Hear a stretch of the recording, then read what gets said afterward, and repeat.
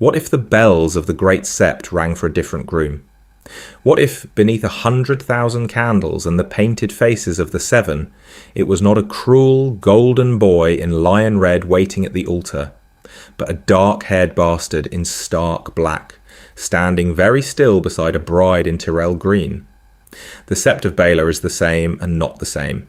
Incense hangs in the air like a soft, choking fog. Light breaks itself into shards on coloured glass, and the murmur of the crowd is a low sea against stone. Yet at the centre of it all stands Jon Snow, the way a man stands when he has been placed somewhere he does not quite believe he belongs. Shoulders squared by habit, jaw tight, eyes fixed on a point just above the altar as if he might stare his way into understanding. He does not think of himself as a groom. He thinks of winter, of the quiet courtyards of Winterfell, of a father's word given in some other room long ago, a word that set him on this path. He feels the weight of the black he wears, not the rough wool of the wall, but a formal doublet cut like a lord's, stark direwolf stitched in silver where no sigil should ever have been his. Something in Jon's chest moves, a small resistant thing, at the thought of being bound before gods who are not his own. Beside him, Margaery Tyrell stands very differently. Tyrell green spills around her like living ivy, threaded with gold that catches every tremor of candle fire. Her hands are steady. Her gaze, when it lifts to his profile, is measuring but not unkind. She speaks of nothing aloud, yet the set of her mouth, the calm in her breathing, say she has long since counted the cost of this match. She is the Reach's brightest rose, and she knows the way important words can turn into power when spoken in the right room. What if the North's most honourable bastard became the husband of the realm's most dangerous rose? What if, instead of sealing the Lannister-Tyrell pact in lion and flower, this single fragile vow bound Stark and Tyrell together, ice and summer fields, old gods and new? In the shadows along the walls, lords and ladies watch with narrowed eyes. Somewhere a Tyrell bannerman is already weighing grain and spears against oaths to the Iron Throne. Somewhere a Lannister cousin understands, with the particular care of a man placing something fragile on a table, that their house has lost the Reach. Somewhere, far to the north, Robb Stark's rebellion begins to tilt on an unseen axis. Change this one wedding, and every thread of the coming war pulls taut in a different direction. Does Robb still ride to the Twins under a banner of desperate need, if a southern host of the Reach might march in his name? Does Tywin Lannister still sit so easily in the dark, counting on roses to feed his war? Does a red wedding ever stain the river with northern blood, if Walder Frey must now reckon with Highgarden as well as Winterfell? And beyond all of that, beyond the politics and the whispered sums of power, another question waits like a shadow behind the altar.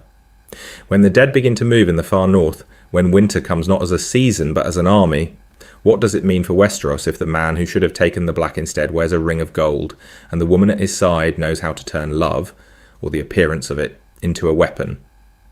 They did not truly choose this. Not Jon, with his stubborn honour.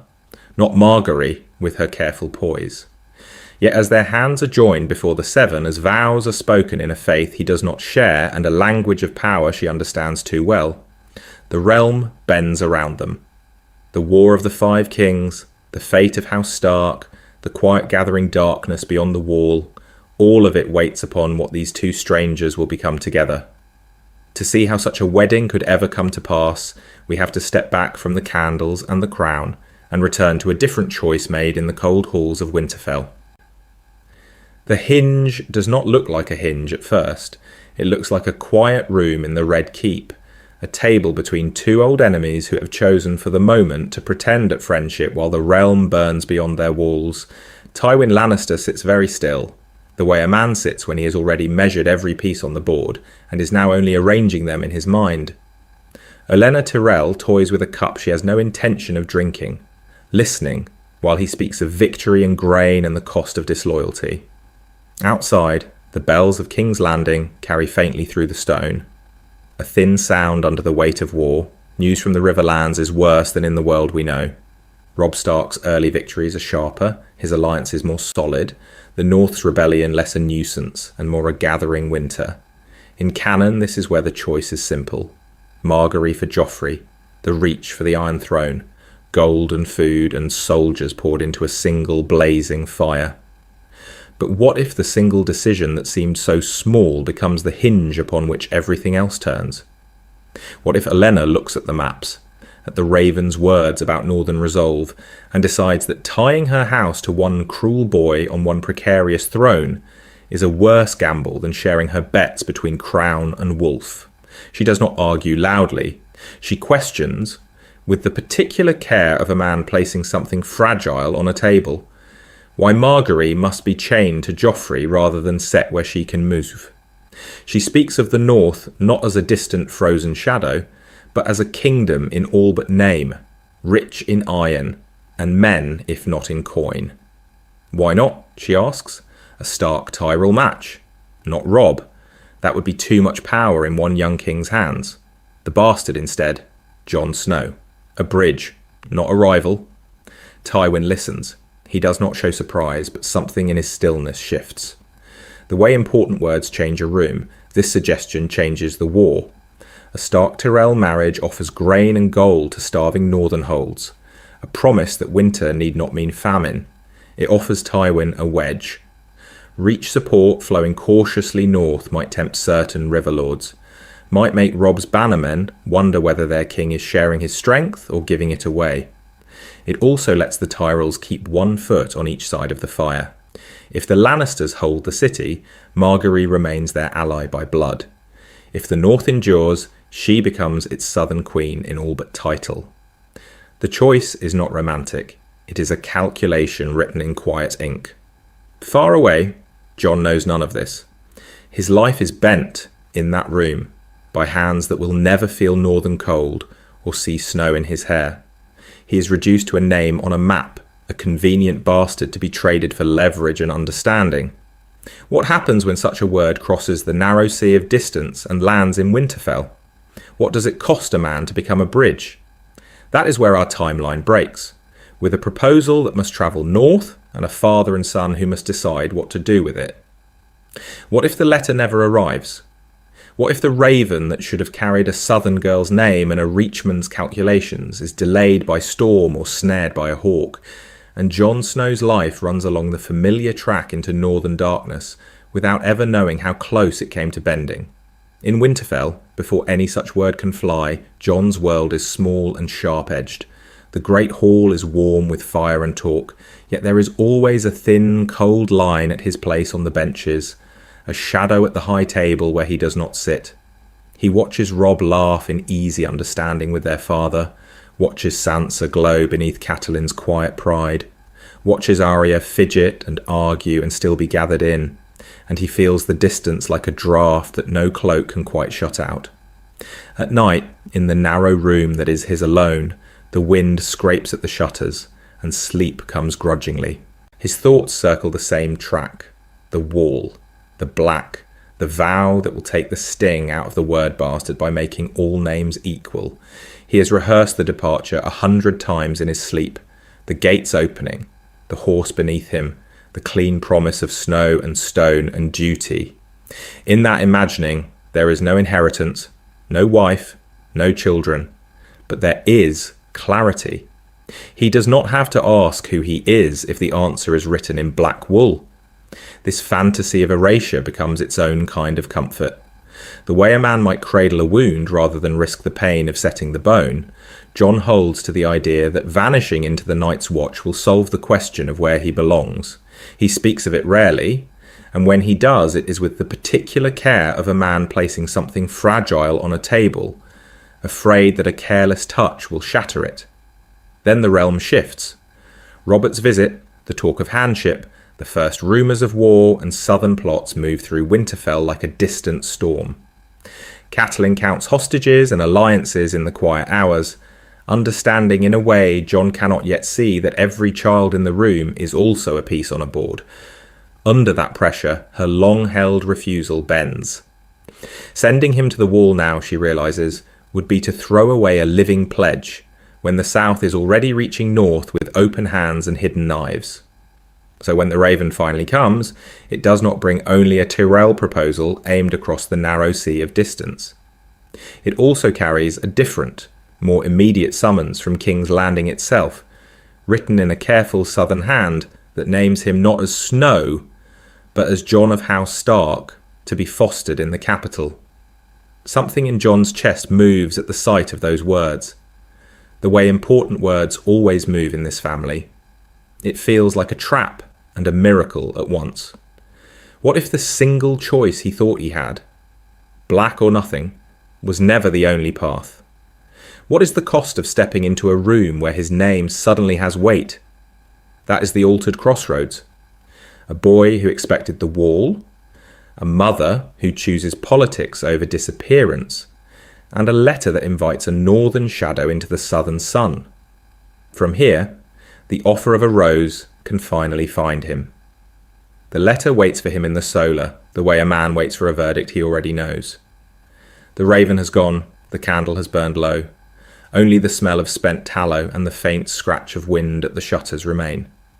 Ned Stark sits alone at his table, the parchment spread beneath his hand as if it were a wound he is trying, and failing, to staunch. The room is quiet, in the way Winterfell can be quiet, full of stone and shadow and the memory of older winters. His posture is not the posture of the Lord of Winterfell at council, straight-backed, unbending. He is folded in on himself slightly, shoulders bowed, head bent, his fingers resting on the words from the south with the particular care of a man placing something fragile on a table. The way important words are inked here makes his jaw tighten, softening, fostering, mutual understanding. He does not think first of Tywin Lannister or Olenna Tyrell. He thinks of Lyanna, pale and fevered, the smell of blood and crushed flowers in the dark room at the Tower of Joy. He hears her voice again, the last promise he ever made, and the cost of it. He has raised her son under another name, under his own shadow, branded bastard to keep him breathing.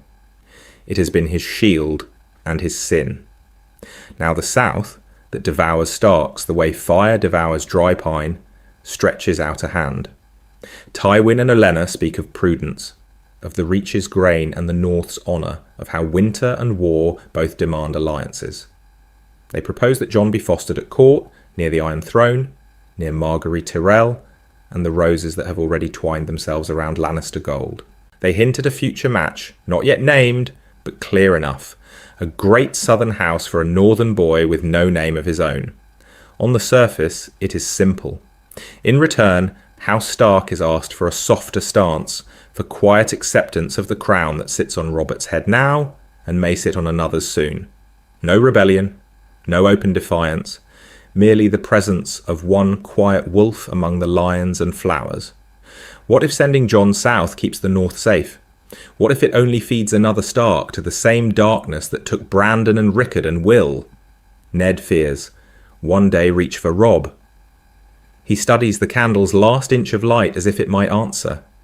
Is he protecting Jon by placing him at the centre of power, where Margaery's charm and the Reach's favour might shelter him? Where Tywin's need for Tyrell swords might make him careful? Or is he sacrificing a boy who knows nothing of courts to a game, played in whispers and poisoned cups? Every path has a cost now. Keep Jon in Winterfell, and another child will be demanded when war comes in earnest.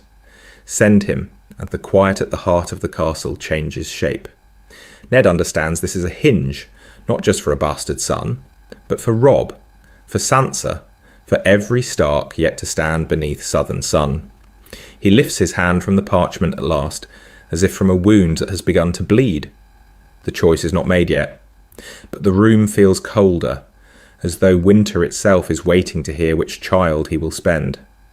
And in the corridor beyond the oak door, there are feet that may pause, ears that may hear, lives already turning toward the next word he will speak. The hall is almost empty when Ned sends the last of the servants away. The great fire has burned low, collapsed into a long red trench of coals, so that the room is more shadow than light, more suggestion than shape. It is the hour when Winterfell usually sleeps. Tonight, it watches. Jon sits where he has been told to sit, on the bench nearest the hearth, hands braced on his knees, back very straight. He feels the heat on his face and the chill at his back, the way a man caught between two doors might feel the draught from both. Ned does not sit. He stands a little way off near the carved direwolves on the high seat, as if he needs the stone at his shoulder to keep him upright. He has rehearsed this too, not only the departure, the wall, the vow spoken into northern darkness, but this other thing he never meant to say, the way important words lodge in a man's throat and will not move until they tear something on the way out. When Robert leaves, Ned begins, and his voice sounds wrong to Jon's ear, careful in a way it is not in the yard or at table. The realm will not be as it was. There is talk of war in the south, old grievances, new ambitions, houses that control grain and gold, and men will be pressed. He speaks of the Reach then, of fertile fields and Tyrell roses, of how a king who would rule must have bread as well as steel. Jon watches the fire, and not his father, because it is easier. You want me to take the black, he says, because that has always been the shape of his future, the one place where his name and his birth might matter less than his sword. Ned is silent a long moment. He does not pace. He does not reach for Jon's shoulder. The wall is one choice, he says at last, with the particular care of a man placing something fragile on a table. An honourable one, a life of duty, of anonymity. You would be a sword in the dark, as you have wished. He lets the words settle, then goes on. There is another path. Robert needs peace with the south, and the south needs the north's goodwill. They send hostages and wards. They trade sons and daughters and the promise of marriage, not only to Lannisters, to Tyrells, to others who will decide who eats when winter comes. Jon hears it then, the shape beneath the words, not a promise of legitimacy, not the word son, a piece on a board. A ward sent south, perhaps one day a husband to some southern lady with flowers in her hair and a septon's blessing between them and the cold. The watch, Ned says, or King's Landing, both are service, both are cost. I will not call either a gift. Something in Jon's chest moves, sharp and guilty. At the wall, he would vanish into black and stone and storm, known only to brothers who would never ask whose blood ran in his veins. In the south, there would be danger, eyes that weighed and measured, but also the faint, impossible thought that somewhere in a city of 1,000 voices, someone might speak the word Jon without letting bastard follow behind it like a shadow. What if I refuse? He asks, though he already knows he will not.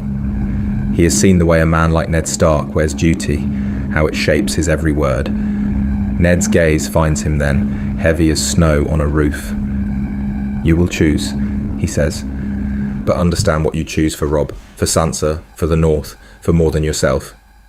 The fire cracks, sending a brief spray of sparks up into the dim. For an instant, Jon sees them as stars above a southern city he has never walked, over a girl's hair the colour of summer fields, over a throne that eats the men who sit it. He opens his mouth, feeling the decision rise like breath. And in the darkness beyond the hall, another set of footsteps falters, listening, as if the next word he speaks might change the road to King's Landing before it is ever taken. The word hangs there, unspoken, longer than any oath Jon has ever heard. He does not know yet whether he is about to refuse his father or himself. The fire in the hall burns low, the last of the good wood collapsing inward, and in the quiet that follows, the whole room seems to listen. Jon's eyes stay on the embers.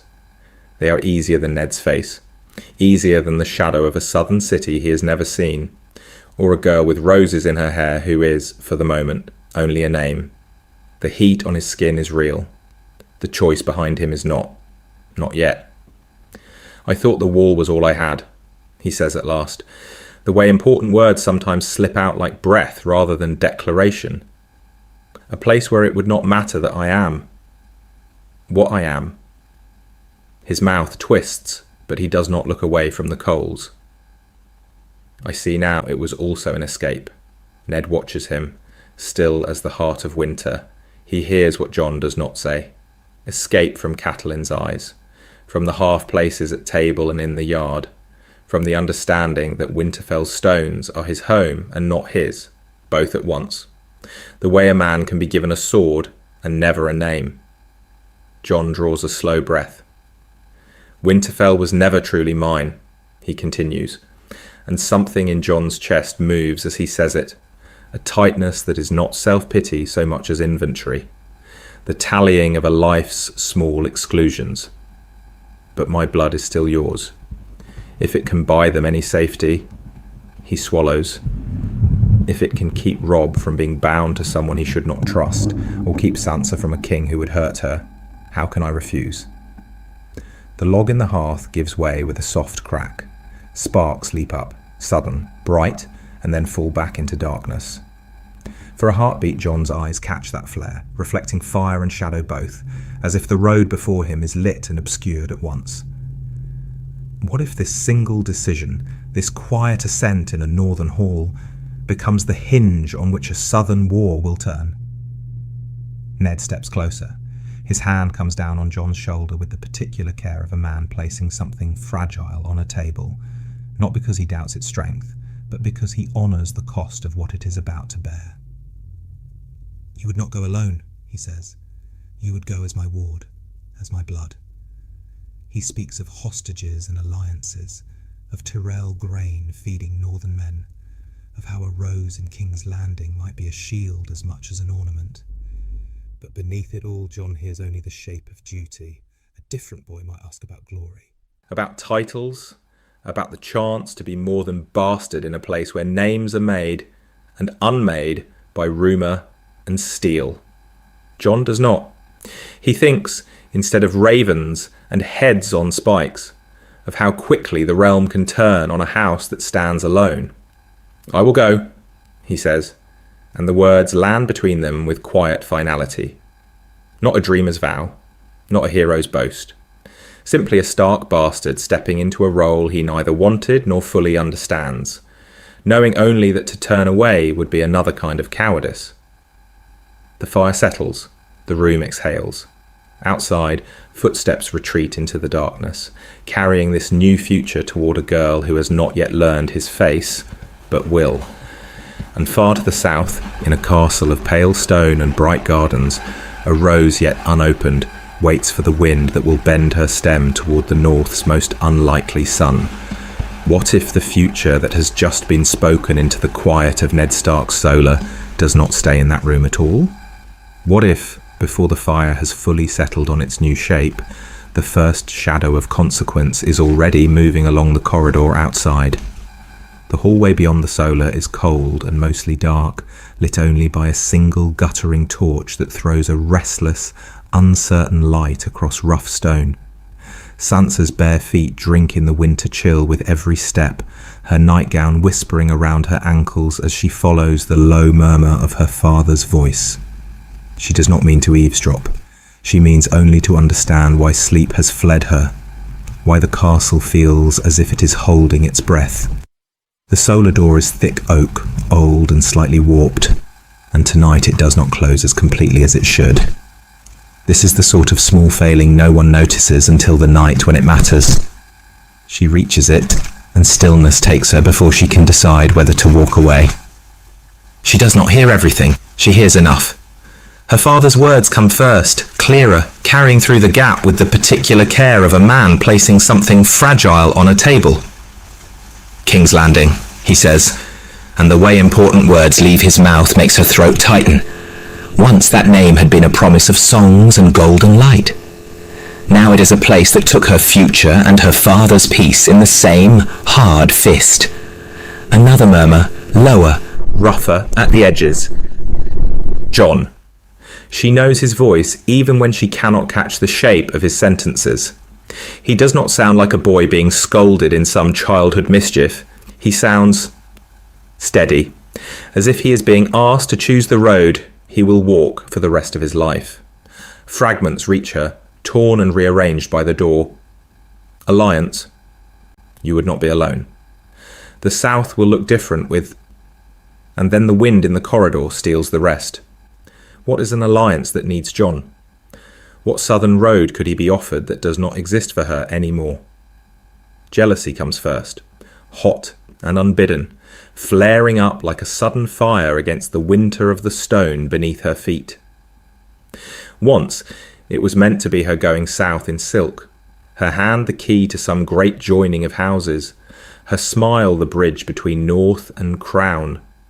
Now she is the girl left behind with broken songs, and the bastard, her father's quiet shadow, is the one whose name is being spoken beside King's Landing. It feels wrong. It feels like a theft, though she cannot have said when the taking happened or by whose hand. How can a future be stolen twice? How can the boy, who has always stood a half step behind them, be the one her father now speaks of, as if the realm itself might tilt around his choices? Guilt follows close behind, a softer, heavier thing. Jon has never been cruel to her. He has only been there, solid as the yard's worn fence post, taking Robb's blows in practice, taking her mother's coldness without answering word. The way a man endures weather he cannot change. To resent him now feels like striking at a shield that has never been raised against her. Still, the pieces arrange themselves in her mind with a logic that has more to do with pain than with truth. Jon, King's Landing, alliance, not alone. Some southern lady perhaps, some bright rose from a place of gardens and sun, sent north to bind their fates. Or Jon himself, sent south in her stead, to stand where she once dreamed of standing, to speak where her voice was never heard.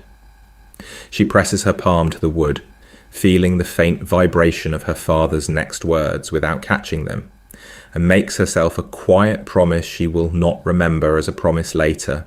Whatever Jon becomes in the south, whatever name, whatever marriage, whatever strange new loyalties he carries back across the neck, she will not be the foolish girl who believes that words like alliance and not alone come without cost.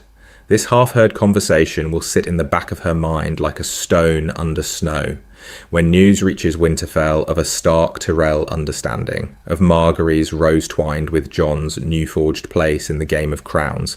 Sansa will think she already knows what it means. She will think of this door, this darkness, this night when winter crept into her bones and would not leave. And in that misunderstanding, another path bends, quietly, toward the next choice. South comes to him first as smell, not words on a page, not banners on a map, but the thick, rotting sweetness of the harbour pressing up into his throat as the ship noses into King's Landing. Fish and tars and human waste, hot metal and old smoke, all of it stewing under a sun that feels too close. The cries of gulls cut against the deeper roar of the city, a constant shifting noise that has no quiet centre. Jon stands at the rail in his northern leathers, the black and grey of Winterfell suddenly wrong here, and the heat lays on him like another cloak he did not choose. The docks are a crush, a living tide. Small folk swarm around the gangplanks, pushing and calling, hands reaching for cargo, for coin, for anything that might ease another day's hunger. The way a man in Winterfell might watch the sky for snow, these people watch the ships, measuring their chances in every sail. Jon feels the wood shift under his boots as the crew curses and shoves, and the sound of it all is too loud, too bright, as if the whole city is a fire that has never learned restraint. On the pier, gold cloaks wait in their gleaming armour, the sun catching on polished helms and cheap gilding. Their eyes move over him with open curiosity, pausing on the stark colours, on the long sword at his hip, on the face that is and is not Eddard Stark's. He does not miss the flicker of understanding when someone murmurs the word bastard. Soft, but not soft enough. The way important words travel here is different. They do not sink politely into the rushes. They hang in the air like smoke. He walks between them toward the city gates, the red keep rising above the muddle of roofs and towers like a red stone cliff. It dominates the hill, all angles and hard lines, a fortress that looks as if it has grown out of the rock by sheer force of will. Jon feels, absurdly, as if he is standing at the base of an impossible climb, one more wall between him and any simple understanding of his place. They call him Ward now, in the formal letters that brought him south, in the practised courtesies of the king's men who greet him with shallow bows and careful words. There is gratitude in him for that, a quiet, stubborn thankfulness that he has not been left behind in the north like some shameful secret. Yet the old shame does not loosen its fingers. Every time a courtier's gaze snags on him and then slides away, every time a smile comes a heartbeat too late, he feels the cost of his name all over again. As their party winds upward through the city, past bakehouses exhaling heat, past shrines where candles gutter in the daylight, a gust of wind brings a different scent. Crushed herbs, watered wine, something green struggling against the dust. Jon's head turns almost without his leave. High above, on a balcony garden carved into the red stone, a cluster of colour moves. Women in light gowns, silk and linen that catch the sun.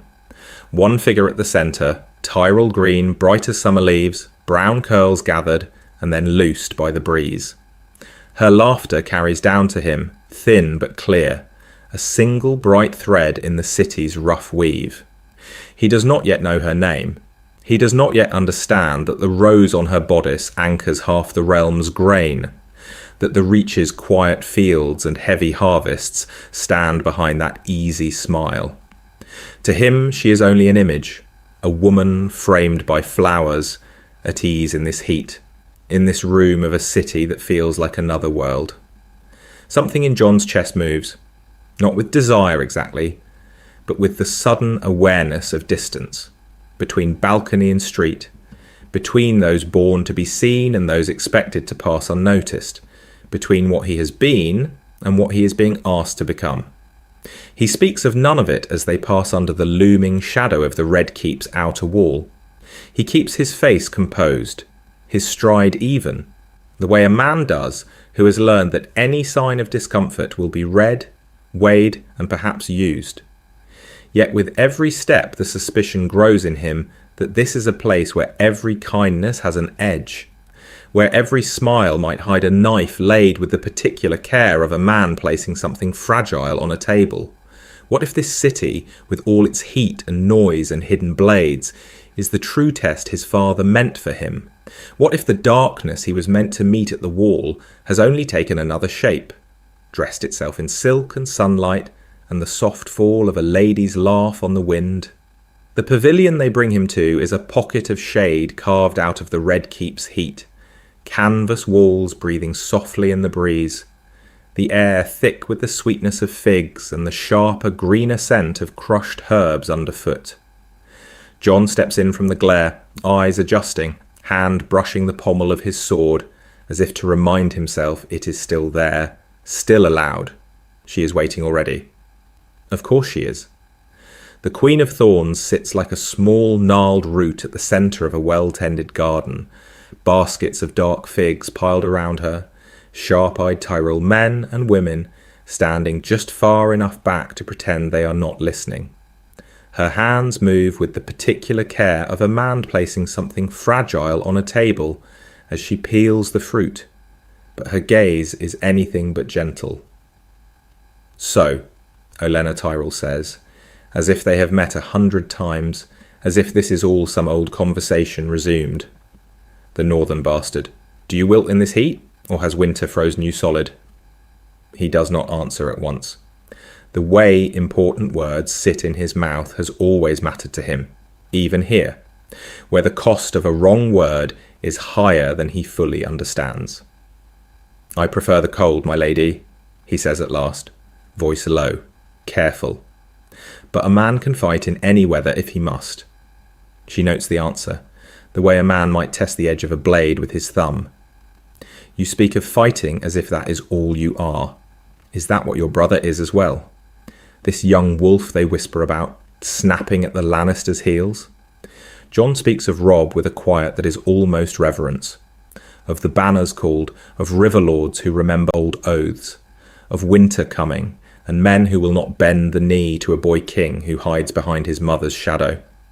Something in Jon's chest moves when he says Robb's name, and Olenna watches it, weighing loyalty like coin.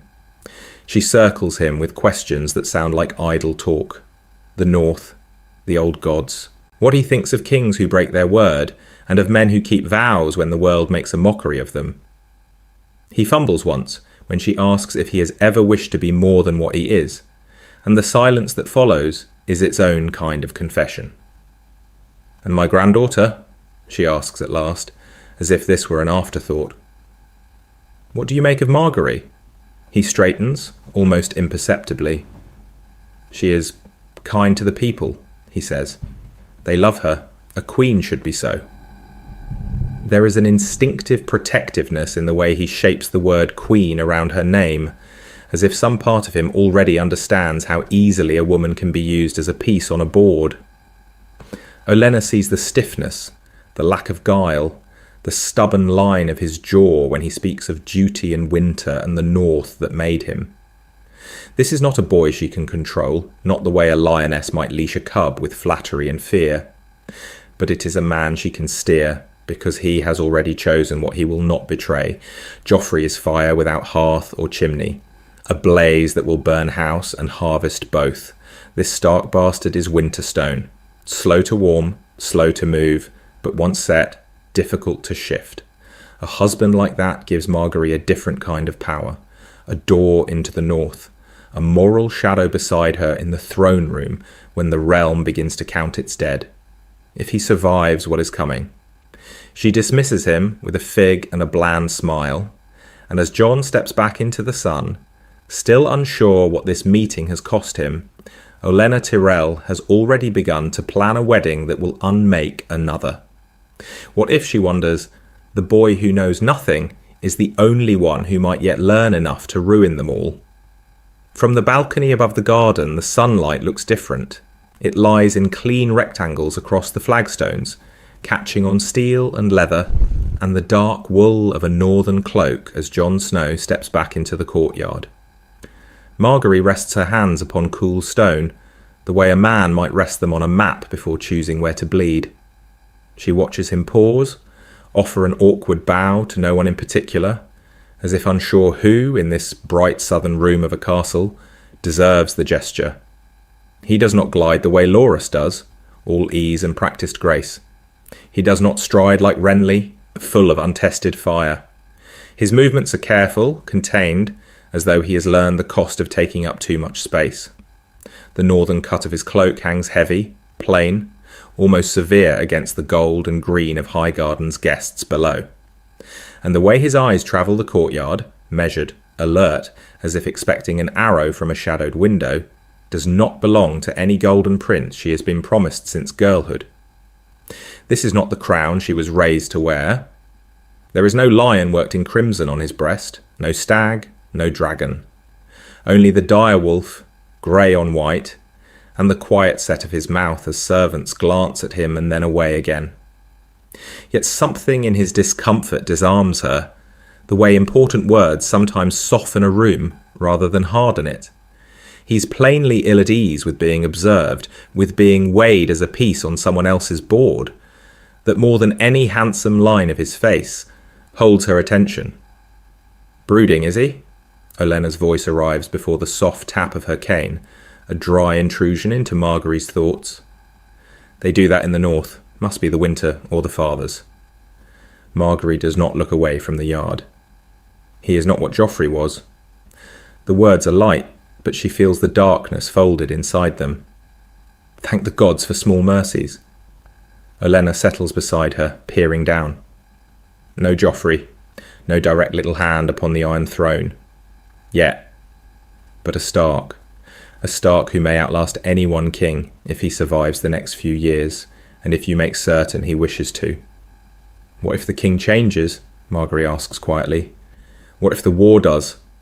The North does not, Olenna replies. That is the point. Marry the realm, and it may devour you.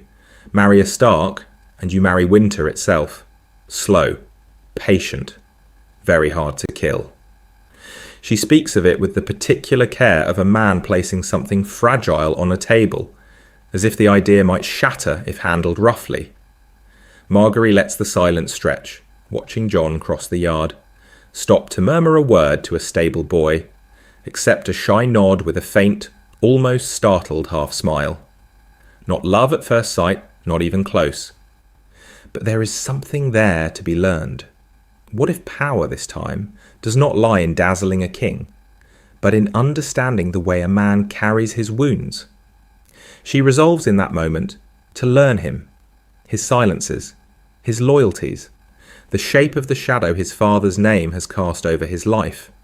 She will find where his conscience lives and how it moves, the way a man reaches for a sword or for a hand, not to break it, to turn it carefully toward her cause. Below, Jon disappears beneath an archway into darkness and duty. Above, Margaery turns from the balcony, already thinking of the next meeting, the next word, the next small choice that might, if she is patient, bend winter toward her rose. What if the next door Jon passes through is not a gate to the yard or a passage down to the crypts, but into the lion's den itself? What if the small choices that led him to King's Landing now place him before the man who won the war with ledgers and steel, and ask a different kind of courage of him? The room they choose is not the great council chamber, but the narrow antechamber beside it, a place of waiting and of whispers. The walls are panelled in dark wood, the air closed with the faint smell of parchment and extinguished candles, the sort of quiet that feels arranged rather than natural. Tywin Lannister sits as if the chair were a throne. Cersei stands by the shuttered window, pale green silk and hard eyes. Olenna Tyrell is a small, sharp presence near the table, fingers resting on her cane with the particular care of a man placing something fragile on a table. Jon stands opposite them, the way he always stands, straight, controlled, hands loose at his sides. He feels Tywin's gaze before he meets it, the cool, assessing weight of it, the way a man might look at a horse he means to buy or a sword he means to test. For a heartbeat he thinks of Robb in the field, of Sansa in Winterfell's hall, of Ned's name like a quiet fire in his blood. Tywin does not waste time with courtesies. He speaks of arrangements, of supply lines from the Reach, of the cost of winter when it comes, of the North's stubborn honour and the Reach's grain. The way important words begin to appear, one by one, is almost gentle. Alliance, security, marriage. The last strikes him like a mailed fist. Marriage. It collides, helplessly, with every dream he ever had of the Wall, of black cloaks and simple vows, of a life where his bastardy and his loneliness were answered by duty. He does not speak. He hears Tywin say, Margaery Tyrell will wed Jon Snow, ward of House Stark. He hears the war continuing, hears Robb's name set beside his like pieces on a board. Something in Jon's chest moves, not upward toward pride, but inward, a slow recoil. He thinks, in a flash that tastes of iron, of chains. A husband is a shield. A husband is a hostage. If he takes this, will they use him to pull Robb to heel, to stain Ned's memory with southern gold? Cersei's silence is a shadow at the edge of it all, her mouth curved in something that is not quite a smile. Olenna breaks it with a soft snort that sounds almost amused. Better this than the last offer, she says, eyes on Tywin, not on Jon. A girl like my granddaughter is not a dog to be kicked for sport. A bastard with a conscience at her side may be inconvenient, Lord Tywin, but he is less likely to beat her to death in a fit of temper. And if the North's honour can be persuaded to look south for a moment, perhaps your lions will find they do not own every road to the throne. Her words land with a different weight, not kind, but clear. Jon understands dimly that she is naming the stakes, that he is being measured not only as a peace, but as a kind of answer.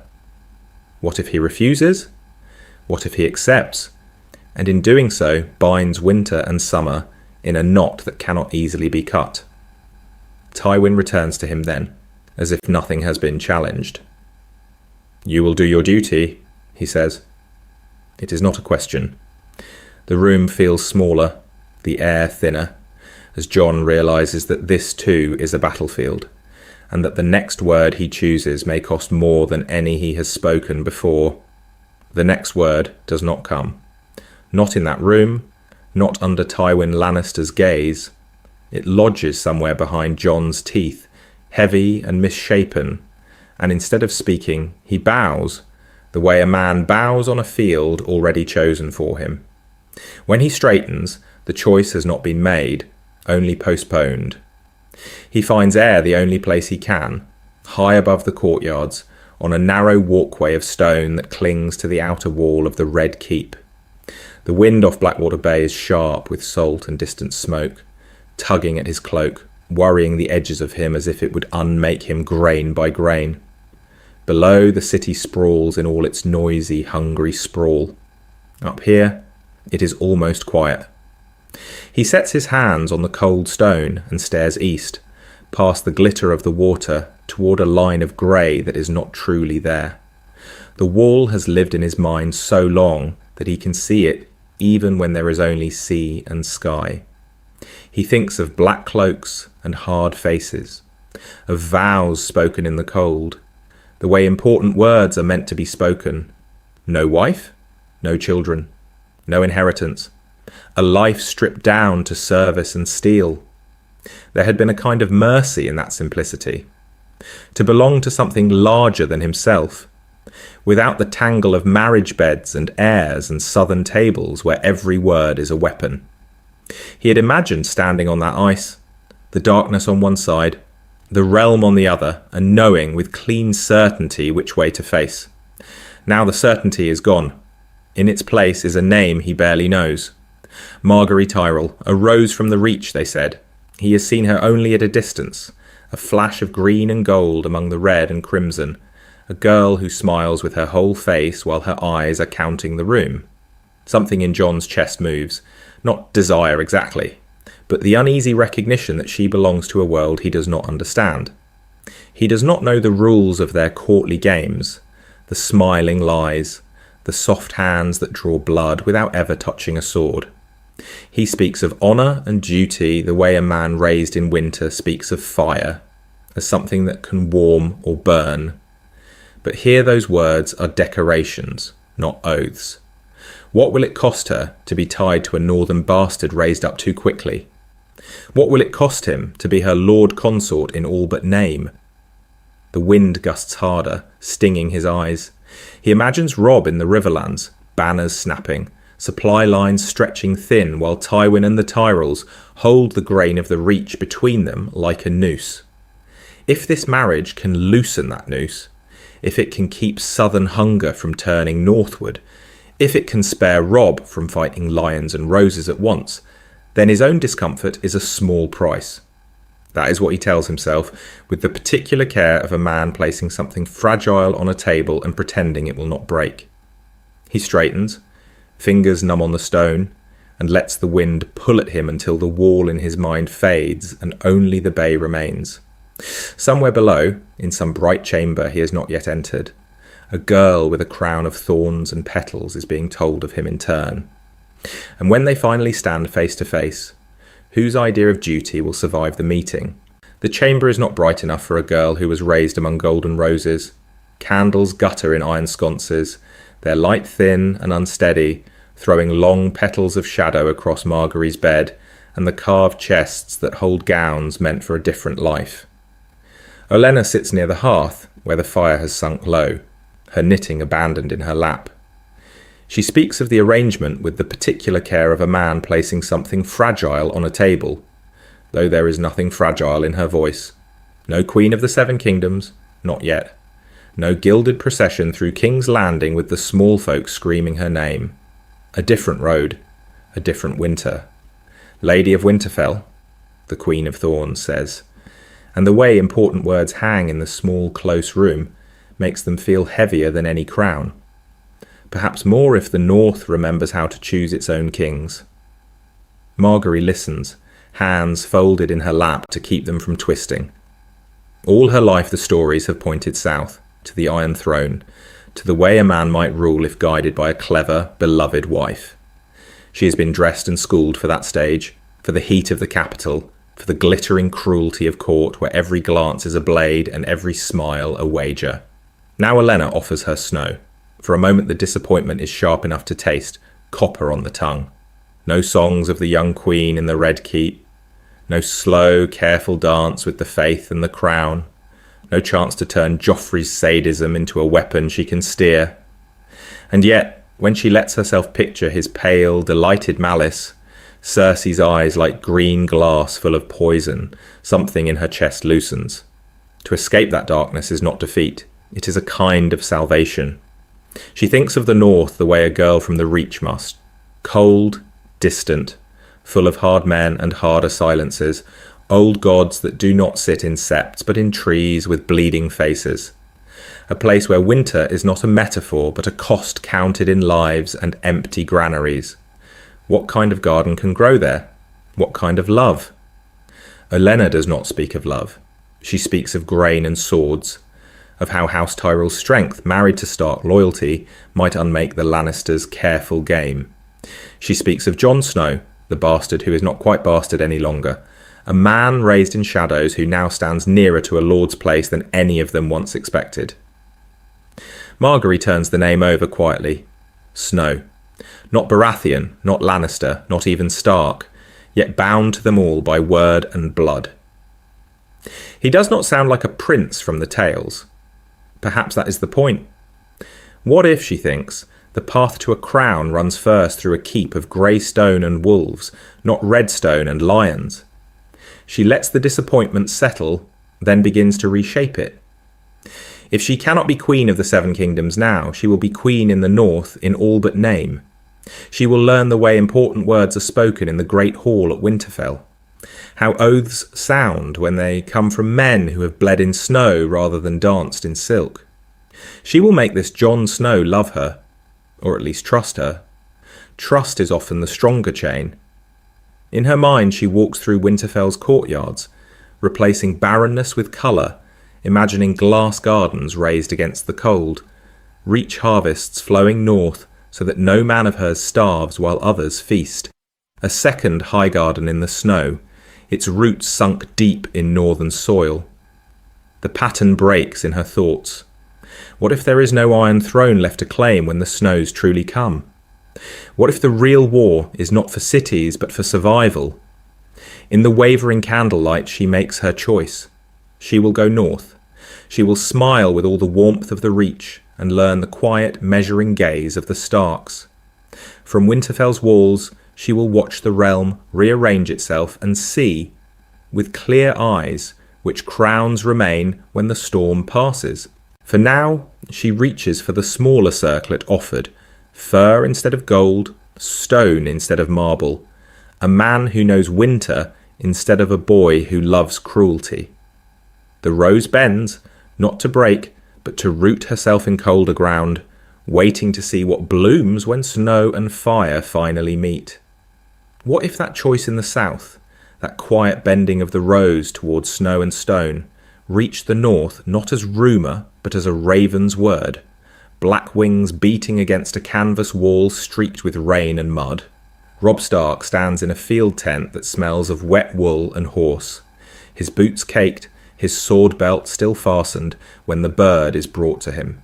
The camp outside is a low murmur under the patter of evening drizzle, the kind of dull sound that makes a man feel the weight of winter even in the Riverlands. He breaks the seal with the particular care of a man placing something fragile on a table, though he does not yet know why his fingers are gentle. The way important words arrange themselves on the page alters the room around him. Margaery Tyrell, Jon Snow, marriage. For a moment he simply reads the names again as if repetition might turn them into some other pattern. A king's bride, once dangled before Renly, then before Joffrey, now promised to the bastard half-brother who has ridden at his side since the first banners were called. Insult comes first, sharp and uninvited. The Reach will send its rose and its grain north, but not to the king in the north.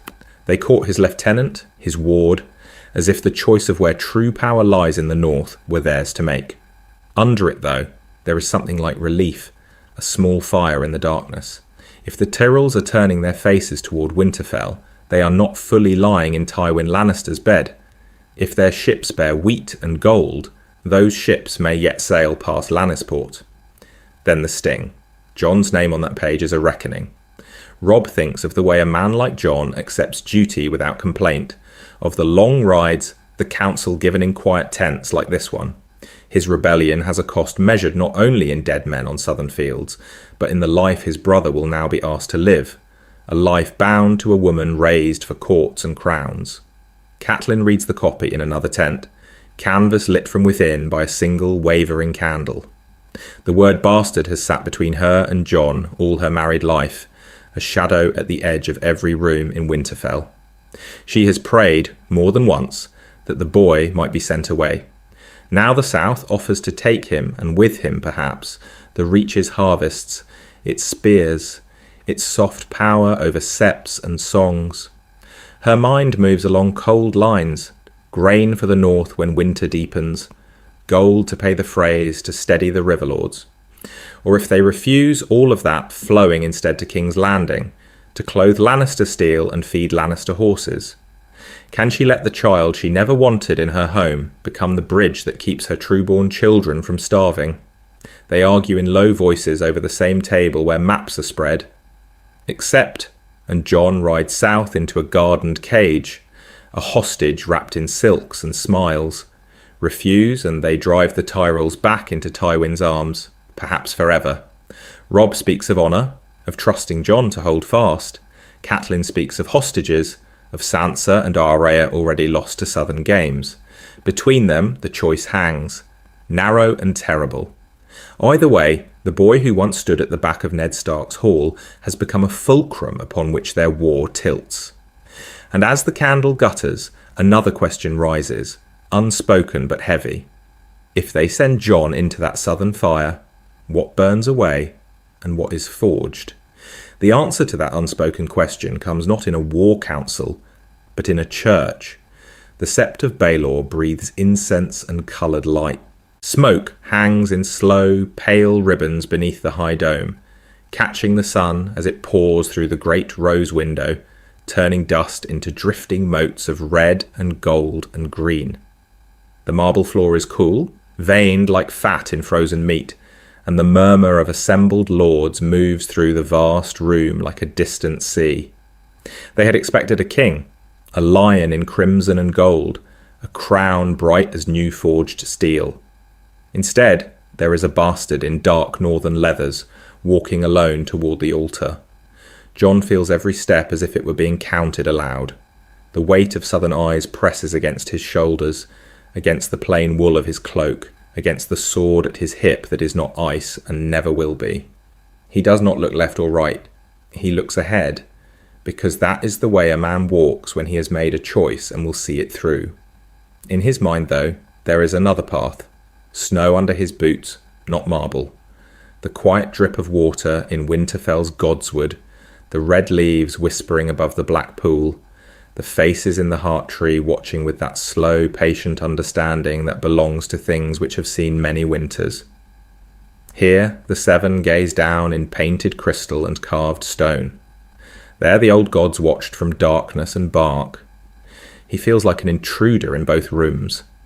Something in Jon's chest moves as he passes the first rank of Reach Lords, their cloaks heavy with embroidered roses and fruits, the wealth of a summer land brought into this solemn place. He hears the word bastard hissed once, quickly smothered. He hears Stark and North and Tyrell, each name a stone dropped into a still pool. The way important words change the water around them. Across the sept, Margaery begins her own walk. Her hand rests lightly on her father's arm, fingers relaxed by long practice, but she is counting her steps all the same. 4 from the door to the first pillar. 8 more to the point where the light from the rose window will strike her hair just so. She catalogues faces as she moves. Tywin Lannister, still as carved rock. Olenna, sharp-eyed beneath her wimple. The High Septon, sweating under layers of cloth and expectation. She does not linger on Cersei. She notes the tightness at the Queen's mouth, the white grip on the arm of her seat, and sets it aside with the particular care of a man placing something fragile on a table to be used later. Jon is closer now. His half-smile is uncertain, the way a man smiles when he has been told this is an honour and can only feel the cost. When he takes her hand, his fingers tremble once, a small shiver against her skin. She files that away too, a nervous husband, but not a craven. His palm is calloused, his grip steadies as their hands remain joined. Around them, the whispers thicken. Some speak of Tywin's strategy, of grain and swords from the Reach bound now, not to Joffrey's crown, but to northern wolves. Others watch the Tyrell bannermen, reading confusion in the way they shift, in the way they look from bride to groom as if trying to see the shape of this new board. Cersei's fury is a quiet, burning thing. She does not rise, does not shout. She sits in her place while a Stark ward takes the spot her son was meant to hold, and the shadow of her anger stretches long across the sept. The vows themselves are simple, names spoken, hands bound, the seven invoked. Yet each word falls with the weight of steel on an anvil. Jon speaks of honour and protection, the phrases learned and repeated, but beneath them runs the older promise he once thought he would make in black, to take no wife, to father no children. What does it mean, he wonders, that he stands here instead? Margaery's voice is clear, carrying to the furthest alcoves. She speaks of joining house to house, of summer and winter, of roses that will not wither in the cold. She feels the faith listening, feels the small folk press near the doors, hungry for a story that is not all fire and blood. When the High Septon bids them seal their union, the sept holds its breath. A single kiss, a single clasping of hands before the seven, and the war tilts. The Lannister-Tyrell alliance splinters in public view. The north gains a southern route. The Reach finds itself bound to a man who has never played their game. What grows from that single quiet moment? Whose power withers in its shadow, and whose begins to bloom? The bedchamber they give them might as well be a foreign country. The walls are thick red stone, the rushes fresh, the fire in the hearth too warm for a boy of winter who has always slept with a knife within reach and a wolf at his feet. Beyond the arrow slits, King's Landing mutters and sings, but here the noise is only a distant murmur, pressed flat by rock and distance. The bed is vast, a sea of carved oak and green silk, too large for two people who have shared fewer words than vows. Jon stands at its foot the way a man stands before an altar he does not quite believe in. Hands still, shoulders tight, eyes moving over canopies and candles as if they were enemy positions. He has worn wool and boiled leather all his life. The thought of lying down in this softness feels like a kind of pretense, a costume he has not earned. He does not know where to put his sword. That is the first, absurd problem. In Winterfell, the choice was simple. By the door, within reach. Here, in a room that smells of rose oil and beeswax and the faint, sharp tang of some southern incense, the steel seems almost impolite. He sets it down with the particular care of a man placing something fragile on a table, and the gesture makes him feel more exposed than undressing ever could. Margaery moves through the quiet like someone accustomed to being watched. She loosens pins from her hair, each small click a measured sound in the darkness, and speaks of nothing at first. The heat of the day, the way the bells rang too long, how the small folk threw flowers until the steps were a carpet of crushed colour. Her voice is warm, practised, an artful thing that never quite forgets its own purpose. Then her questions turn, gentle, deliberate. She asks about Winterfell, about how snow sounds when it falls against stone, about the dire wolves the singers whisper of. She does not ask about bastardy or the North's cold judgments, but the shape of her silence tells him she understands their cost. The way important words are left unspoken can be as heavy as any sentence.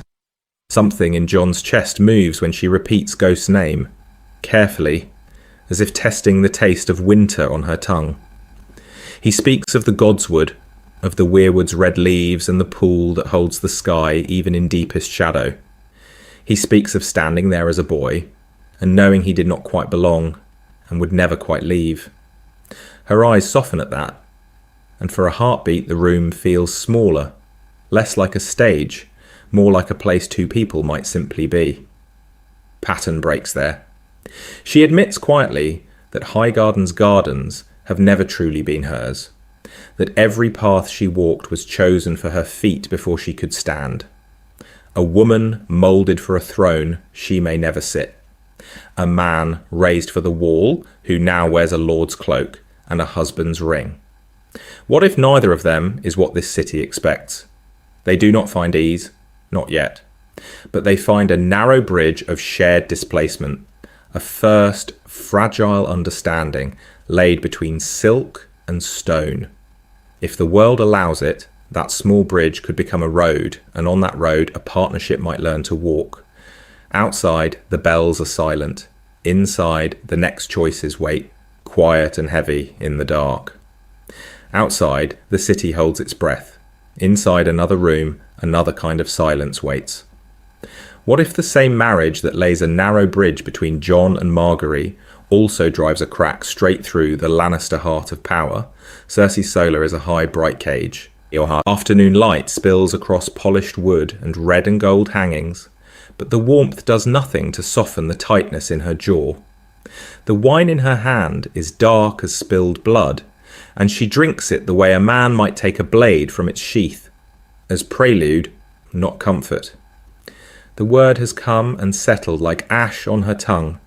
Margaery Tyrell, promised not to Joffrey but to a northern bastard. She does not sit at first, she prowls.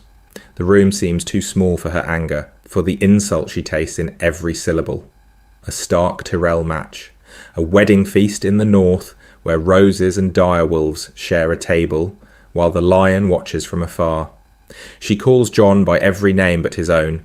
Usurpers get, snow in the blood, a shadow clinging to her father's new design. Each word is a stone thrown at an enemy she cannot yet reach. Tywin listens. Of course he does. He stands very still by the window, hands folded behind his back with the particular care of a man placing something fragile on a table and refusing to look at it again. He does not answer her first rush of fury. He lets it burn itself down to embers, to the place where understanding might be forced upon her. When he speaks, his voice is quiet, almost gentle, and that gentleness is the sharpest part. He speaks of numbers, of grain, of the reach as the realm's great storehouse. He speaks of the way important words like alliance and claim carry a different weight when tied to a boy like Joffrey. The Tyrells, he reminds her, were never going to be led by the hand. Margaery at Joffrey's side is not a bride. She is a leash the lion cannot hold. Joffrey is unstable. Tywin lets the word hang, a single candle in a dark room. A Stark Tyrell marriage, far from the Iron Throne, keeps the Reach invested in Lannister victory without giving them a queen in the capital or a hand on the royal cradle. Jon Snow is baseborn, unlegitimised, a useful shield against Tyrell overreach. What is the cost compared to losing the Reach entirely? Cersei hears him, and yet she does not. Her mind runs ahead into the winter to come. She imagines northern snows lit by Reach fire, banners of green and grey snapping over cheering small folk. She sees Margaery's smile turn northward, softening Jon's reserve, turning him from quiet ward into rival king. What if the realm comes to love that union more than her son's cold crown? Her paranoia flowers in the spaces between her father's sentences. A Stark Tyrell brood, half rose, half wolf, with songs written for them in every village, while her own grandchildren are spoken of in whispers, in fear. The way a man in Flea Bottom might one day lift his cup and toast, the good king in the north, haunts her more than any prophecy. Tywin watches the fear move across her face and measures it. Then at last, he turns from the window. His words are soft enough that they barely disturb the air between them. If Jon Stark, he does not bother with snow, not now, grows too bold. If the north forgets its place, there are remedies. Alliances can be reshaped, branches can be pruned. He does not raise his voice, he does not need to. The threat lies quiet beneath his calm, the way a drawn bowstring waits in shadow, invisible until the arrow flies. Somewhere far above the city, ravens wheel in the pale sky. and the future of Jon and Margaery's fragile understanding tilts, already, toward its next hard choice. The threat in the Solar is still hanging in the air the next morning when Margaery has the litters dismissed and insists on walking.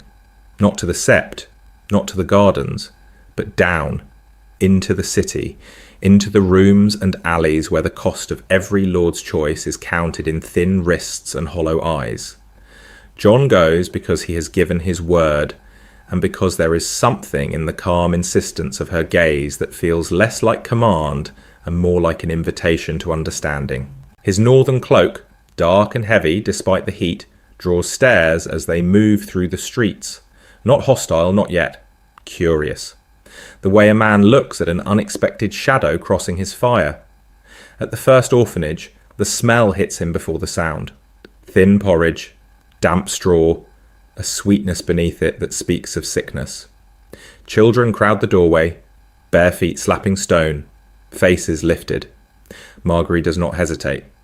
She moves with the particular care of a man placing something fragile on a table, skirts gathered, voice low and warm as she greets the matron by name. Then she turns, and there is bread in Jon's hands. He has not seen her take it from the baskets, but it is there all the same, rough loaves pressing into his palms. She does not speak, only inclines her head toward the smallest boy in the line. Jon understands. He breaks the bread, fingers clumsy, and passes the first piece down. The boy's eyes go wide at the sight of him, at the cloak, at the sword. "Winter comes for all of us," Jon hears himself say, the words emerging haltingly, the way important words do when they are still being discovered. "But while I have bread, you will have bread. While I have strength, you will not stand alone." He does not know where the promise comes from. He knows only the way the room shifts, the way the children lean closer as if they can feel something solid being offered. Something in Jon's chest moves when a girl with a missing tooth grins up at him as though he has given her more than a crust. Margaery says little. She lets the silence do its work. Later, at the bread lines near the mudgate, she steps back again, arranging herself just behind his shoulder so the people must look past her to see him. She speaks of him, not for him, telling a bent-backed woman that her northern lord understands hunger, that snow can bury a village as surely as war. What if leadership is not only steel and darkness, he wonders, but this slow, exposed standing in the light? What if being seen is its own kind of battle? By dusk, the city is humming. Whispers slip through tavern and sept, along the river and up the hill. The Snow and Rose, they call them. The northern husband who looks at his lady as though she were a miracle he fears to touch. The Tyrell bride whose smile feels like summer in a city built on winter's edge. Cersei hears the name first as an irritation, then as a warning. The faith hears it as possibility, a pious queen, a solemn consort, a marriage that might be turned toward altars and oaths. And as bells begin to ring for evening prayer, a quiet question starts to coil through the septs and streets alike, waiting for the first brave tongue to give it shape. The question reaches the north as a rumour before it hardens into a letter, a Stark tied to the Reach, a brother's marriage turning like a quiet key in the lock of Robb's war. In Riverrun's draughty halls, the air smells of river damp and ink. Lords of the Trident argue in low, urgent voices about grain. House Tyrell holds the most fertile fields in Westeros. Every man in that room understands what that means when winter is coming and supply lines already fray. Some urge Robb to lean into the match, to send courteous words south, to let Jon's new queen open the granaries of the Reach and the gold of Highgarden. Others sit back in the half-shadow and say less, their silence edged. They have seen southern promises before. They speak of leverage, of hostages wrapped in silk. If Margaery is their bridge, can she not also be their noose? Robb listens. He does not commit. The way important words hang in the air around him reminds men that he is young, and that youth can be as dangerous as any blade when pride is pricked. In the quiet after the council breaks, when only the fire and the river make any sound, Robb feels the shape of it more honestly. His rebellion, born from his father's death and the North's old, hard grief, is now being weighed on scales that include his bastard brother's marriage bed. There is a flicker of resentment he does not like to name. Jon, who never asked for more than a place at Winterfell's table, now sits at the heart of reach and crown, and Robb's war must bend around that fact. Guilt follows close behind. Jon is in danger because Robb marched, because the banners were called, because the South noticed the North again. Robb's jaw tightens at the thought, the way a man tightens his grip on a sword he cannot yet sheathe. If he leans on Tyrell grain, on Tyrell riders, does he keep Jon safer, or paint a clearer target on his back? It is in this tangle of pride and fear that Walder Frey's name returns to the table. Once, the twins were an ugly necessity, a crossing paid for with oaths, and a marriage Robb never particularly wanted. Now, with a Stark already bound to a great southern house, the bargain sours in Frey ears. The old man hears of Jon and Margaery and tastes insult. Was House Frey not good enough? Has the North forgotten who opened its road? Robb feels the shift even before the first stiff, formal letter arrives. The Freys grow watchful. Every delay, every minor discourtesy, carries a little more weight. Walder Frey is a man who counts slights with the particular care of a man placing something fragile on a table just to see when it will break. Here, the pattern threatens to change. What if Tyrell riders begin to move northward with grain and polite banners? What if a reach that has tied itself, however cautiously, to a Stark consort decides that the young wolf is worth more alive than dead? Or, more quietly chilling, what if they decide his death serves them better, clearing paths in King's Landing that a northern victory would only close? Somewhere between Highgarden's green light and the grey stone of the twins, the red wedding begins to blur at its edges. It does not vanish. It waits. A shadow that might fall in a different hall at a different hour, depending on whose interests are served by keeping Robb Stark's heart beating, or letting it still. The shadow of that waiting treachery stretches further than the Riverlands. It reaches south into a city of red stone and ringing metal, on a day when every bell in King's Landing seems determined to be heard. Sansa feels them first as a trembling in the floor of her room, the faintest shiver through the bedposts, before the sound arrives in full. The bells are bright, insistent, almost joyful. Wedding bells. She has learned the way important words are smuggled into sound here, wrapped in music and proclamation so that no one can pretend not to hear. She steps to the narrow window because there is nothing else to do. The courtyard below is a swirl of colour. Reach green and gold sewn alongside Lannister crimson. Tyrell roses pinned to lion cloaks when the procession emerges, tiny at this distance. She recognises Margaery first by the fall of her hair, the practised tilt of her head. Beside her walks a dark figure in northern black, the cloak richer now, the sword finer, the posture unchanged. Jon. What if the bastard boy who stood at the back of Winterfell's hall had stayed at the back? What if he had ridden north to the wall and vanished into the snow?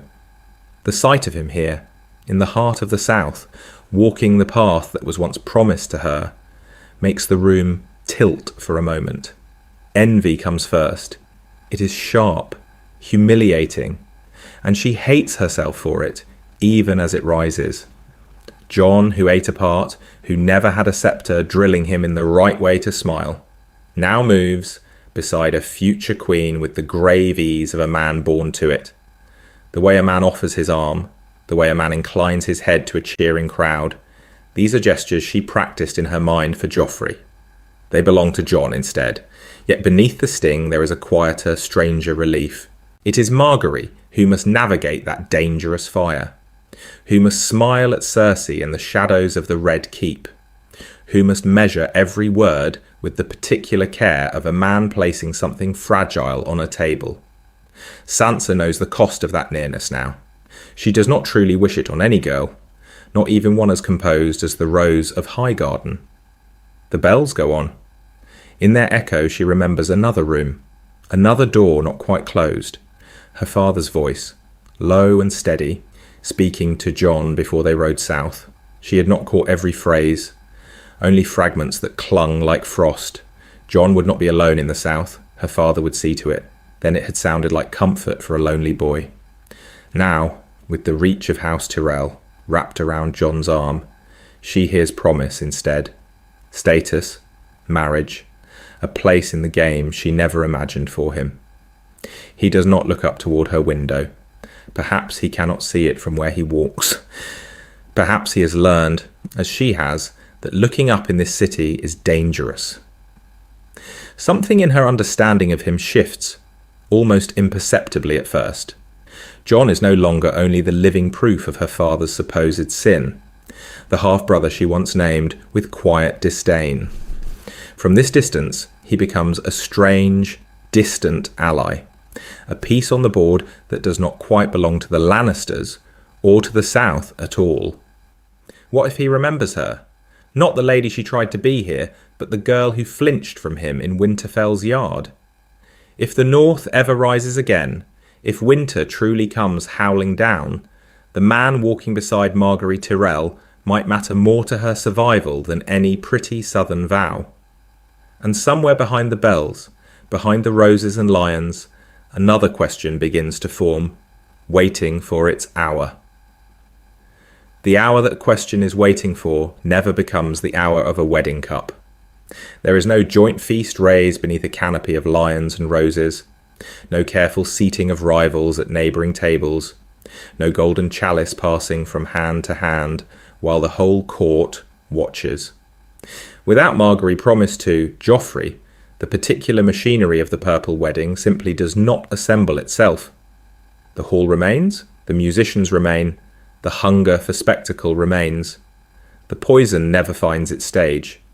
In Highgarden, Olenna Tyrell listens to the same stories that once reached her in another life. The tales of a boy king who takes pleasure in the sound of other people screaming. But this time, her granddaughter is not walking toward that darkness. This time, the offer on the table is different. A northern ward, half Stark in all but name, a match that ties the reach to winter's sternest house, instead of to the Lannisters' brittle gold. The way a man like Olenna measures risk changes when the girl he loves is no longer in the lion's mouth. Her motive to strike is not erased, it shifts. She does not forget what a creature like Joffrey can do to a realm, but the immediate, desperate need to free Margaery from his bed is gone. There is no necklace to lace with crystals, no cup to guide toward royal lips with the particular care of a man placing something fragile on a table. She speaks of contingencies instead, of harvests and hostages, of how long a mad king can be endured if his enemies are patient and well fed. In King's Landing, the cost of that patience grows. Joffrey still sits the Iron Throne. He still plays at war in the throne room, still orders beatings for the smallest slight, still delights in reminding the court that their lives hang on the whim of a boy who has never learned the weight of a word. But without Tyrell banners at his back, without the Reach's grain flowing south as freely, his cruelty begins to look less like unassailable power and more like a fire burning through its own fuel. The small folk feel it first. Bread thins, prices rise. They hear of a different couple now, a quiet northern man and the rose who chose him. They hear of Jon Snow standing in some distant hall, listening more than he speaks, and of Margaery Tyrell learning the names of men who have never seen a golden lion except on a coin. Cersei feels it too, as a shadow at the edge of every council meeting. The Tyrells have not withdrawn from the game. They have simply placed their piece on another square. The way important words travel through the city changes. Whispers of Queen Margaery no longer end with of King's Landing. They end with of the North, or of whatever comes after this war. What happens when a king's madness has no sudden, poisoned end? What grows in a court where Joffrey's unchecked tyranny, Cersei's tightening paranoia, and the slow gathering legend of the Snow-Tyrell alliance all strain against one another? With no feast, no chalice, no single night to break the tension. Somewhere, a different plan begins to take shape, one that will not need a wedding to spill royal blood. The plan that will not need a wedding begins, of all places, in a quiet room with no witnesses but wax and parchment. It is late. The candles have burned low, guttering in little pools of gold, and a map of Westeros lies between Jon and Margaery on the table, its creases catching the light like old scars. Outside, King's Landing is still a restless fire, but here the noise is muffled to a distant murmur, the way a man hears the sea from deep within a ship. Jon's hand rests near the neck, fingers smudged faintly with ink. Margaery's slender finger traces the King's Road north, a slow, thoughtful path from the Lion's Den to the Direwolf's Hall. So this is the distance between us and your winter, she says, not as complaint, but as a simple statement of cost. Tell me what waits at the end of it. He speaks of Winterfell's towers and the godswood, of the heart trees' red leaves dripping like old blood into the snow. He speaks of the way important words are whispered to carved faces that never answer, of how his father knelt in that cold silence before every hard choice. Margaery listens, eyes lowered to the map, as if she might see the old gods in the ink. "And your bannerman?" she asks, the question light on her tongue, but not light in its meaning. "These lords of the north, who will look at me and see only a southern rose. What do they remember when they hear the name Stark? What do they remember of Lord Eddard?" Jon has never been asked to describe such things. He has been ordered to ride, to train, to obey. He does not quite know how to be an authority in a room that smells of reach perfume instead of sweat and steel.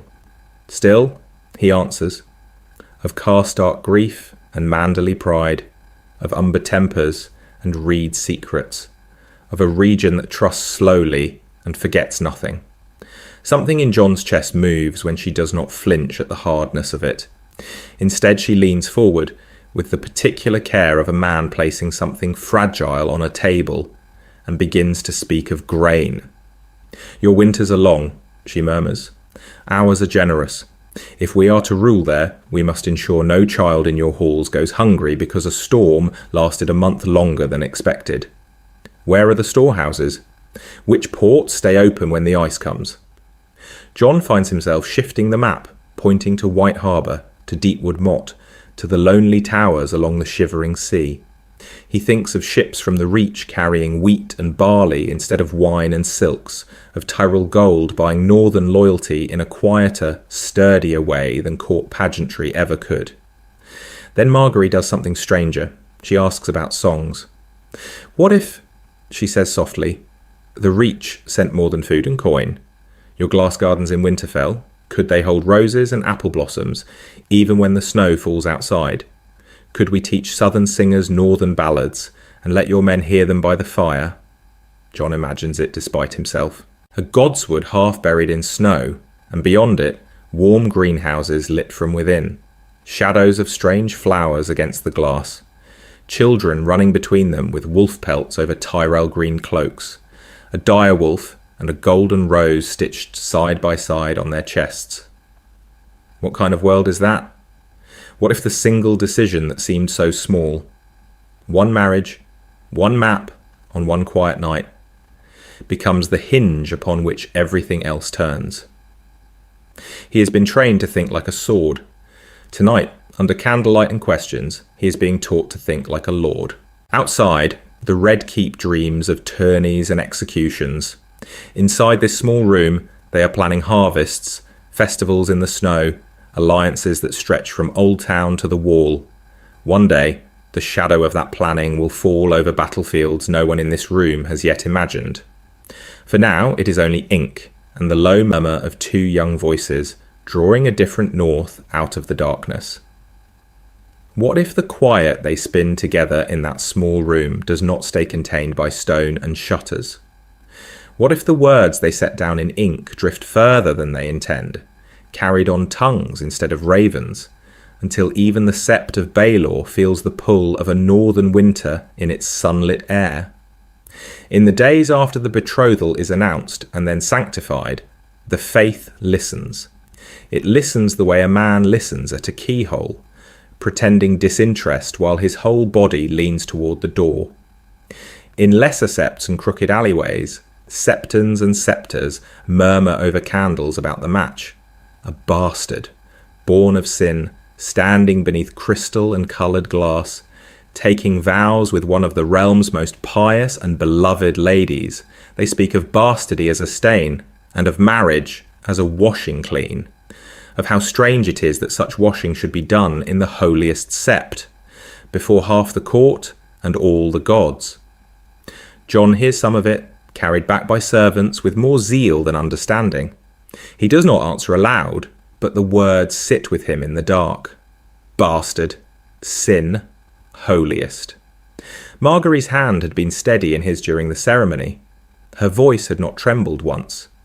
Something in Jon's chest moves when he recalls that a small, stubborn warmth against the notion that he has no place beneath the Seven's coloured light. The High Septon, swollen with age and incense, offers a different face to the realm. Officially, he blesses the union as a symbol of unity between North and South, a bridge of flesh and word between the old gods and the new. He speaks of harmony, of wounds knit closed, of winter and summer clasping hands before the Iron Throne.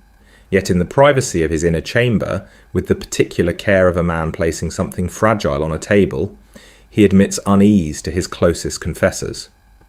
The old gods are trees and earth and silence. They cannot be gilded, cannot be caged in crystal. If a Stark heart beats so near the throne, will those shadows not lengthen toward the sept itself? Among the lower clergy, the split runs deeper. Some look at Jon's bowed head and Margaery's easy charity and see virtues the small folk already cling to.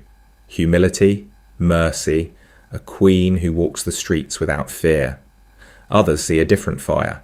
They see crowds cheering a northern bastard and a southern rose, and they taste the cost in their own relevance. The way important words like piety and obedience have begun to attach themselves to a Stark Tyrell pair instead of to Lannister lions makes them restless. What happens when that restlessness finds armour? When the sparrows who now only grumble in doorways take up cudgels and stars?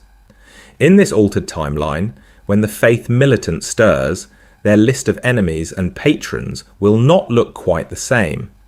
A Stark Tyrell couple could become the shield of the humble or the target of their fury, depending on how they wield this new dangerous affection.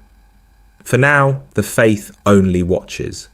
But watching is the first step toward judgment, and judgment, once awakened, is a hard thing to put back to sleep. Judgment stirs in the septs and in the streets, but beyond King's Landing something slower and heavier is waking. Not a mob, a block. Gold and grain in the south, snow and iron in the north, drawing toward one another the way a man draws breath before he speaks a dangerous word. House Tyrell brings more than a pretty bride to this union. The Reach is a green sea of wheat and orchards, vineyards and pastures. Its harvest the quiet heartbeat of half the realm. Their levies are vast, drilled beneath banners that have not known true defeat in a century. Their coffers are deep enough that even Lannister gold must take notice. Now imagine those resources not flowing toward the Iron Throne, but toward Winterfell. Toward a young couple still learning what their signatures can buy in a world already sliding toward darkness. Jon understands horses and steel, the hard discipline of men who march through snow until their lungs burn. He does not yet understand the way important words like dowry and provisioning rights can move whole armies without a single hoofbeat. Margaery, walking the gardens of Winterfell wrapped in furs that still feel strange on her shoulders, begins to map the north in terms of supply lines, harbour mouths, and the slow, patient strength of holdfasts that have endured 100 winters. Something in Jon's chest moves when she speaks of the Reach's grain stores as if they are as sharp a weapon as any sword. For the Lannisters, the calculus shifts at once.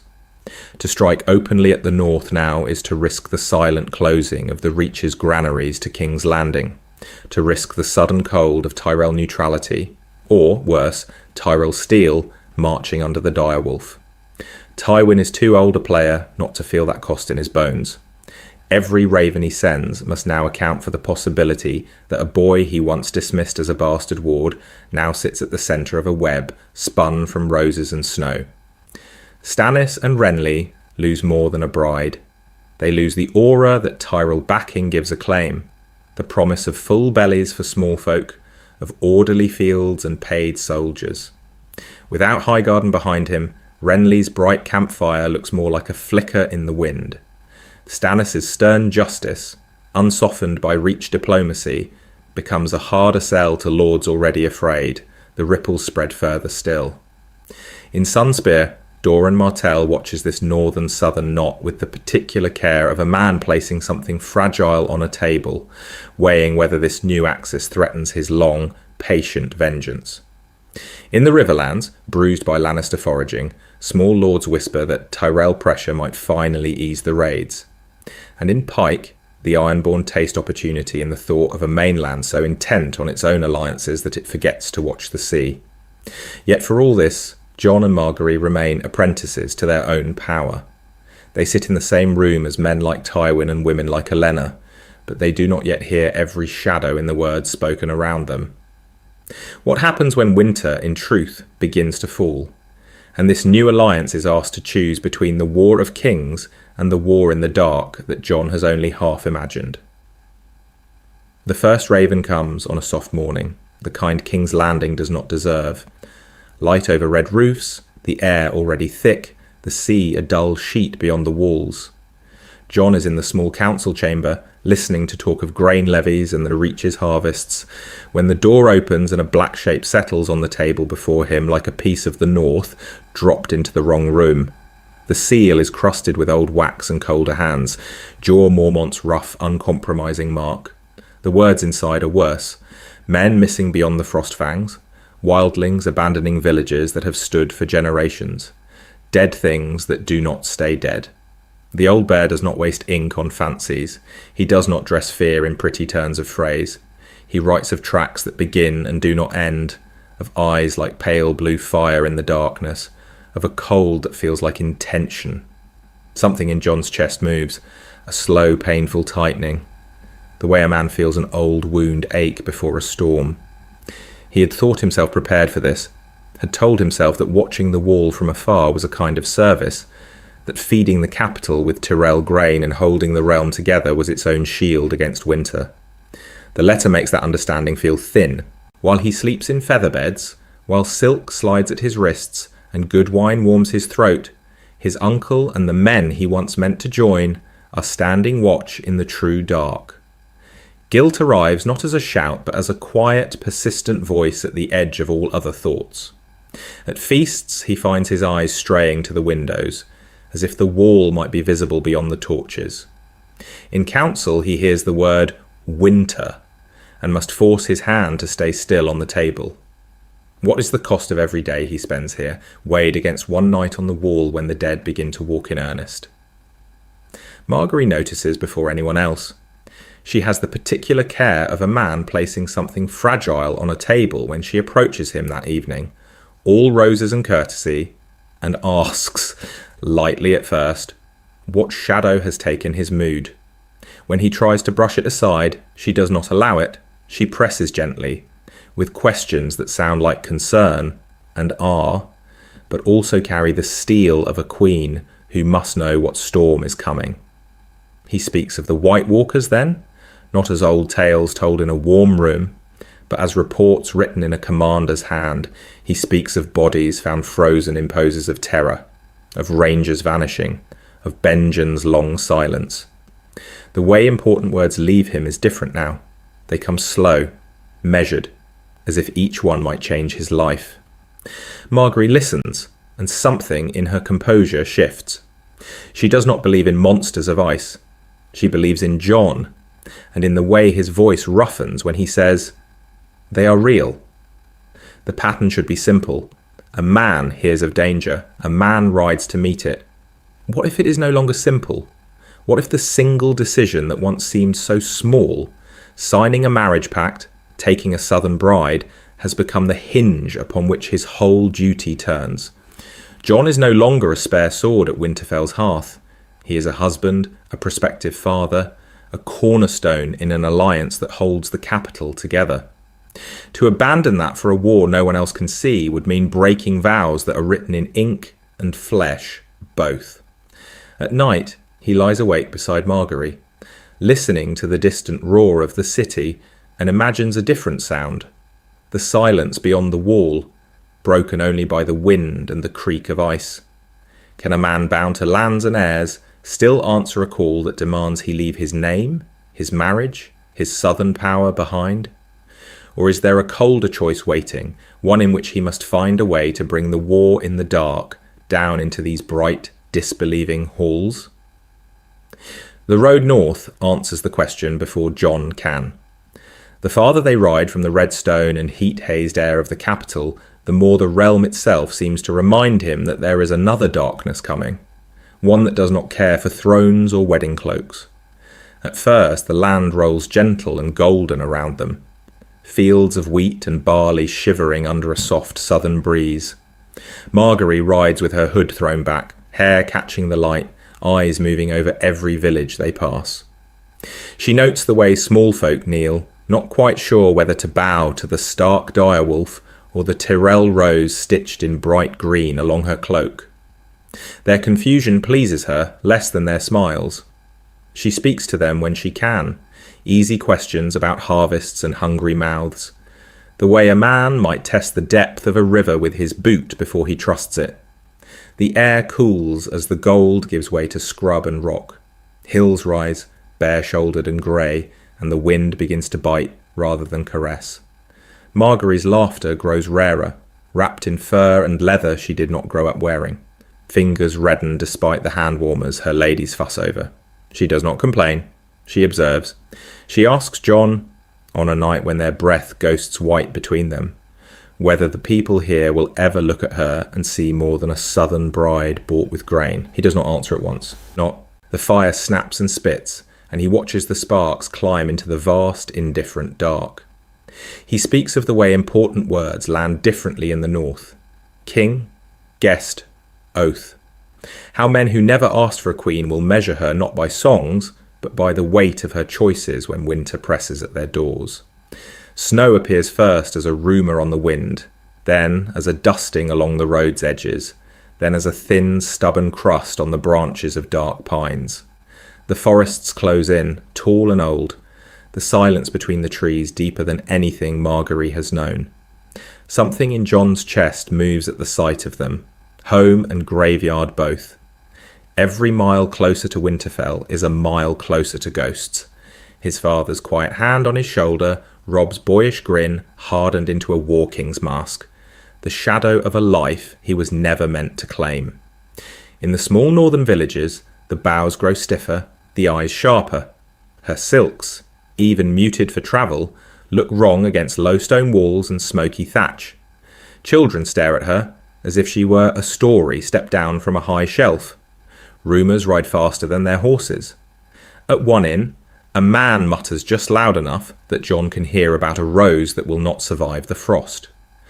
At another, a serving girl, cheeks chapped raw, whispers that Lord Robb has won again in the west, and that the Freys are counting every missed courtesy like coins on a table.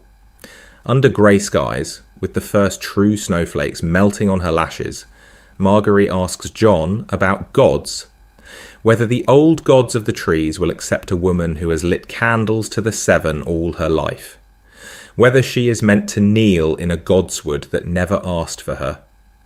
Jon looks at the dark bowls ahead, at the thought of his father's face carved in every knot of heartwood. He answers with the particular care of a man placing something fragile on a table, that the old gods are not in the kneeling, but in the watching. What if the North is watching now, weighing every step of their progress, every word traded by firelight?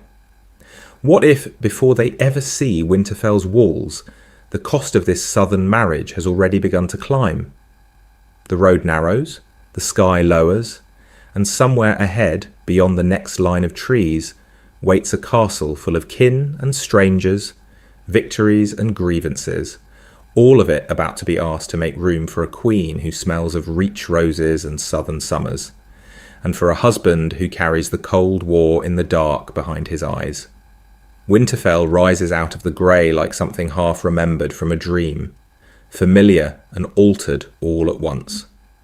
The road widens, the trees fall back, and then there it is. Squat towers, thick walls, banners hanging heavy in the cold, the steam of the hot springs lifting in pale veils that curl over stone and vanish into the winter air.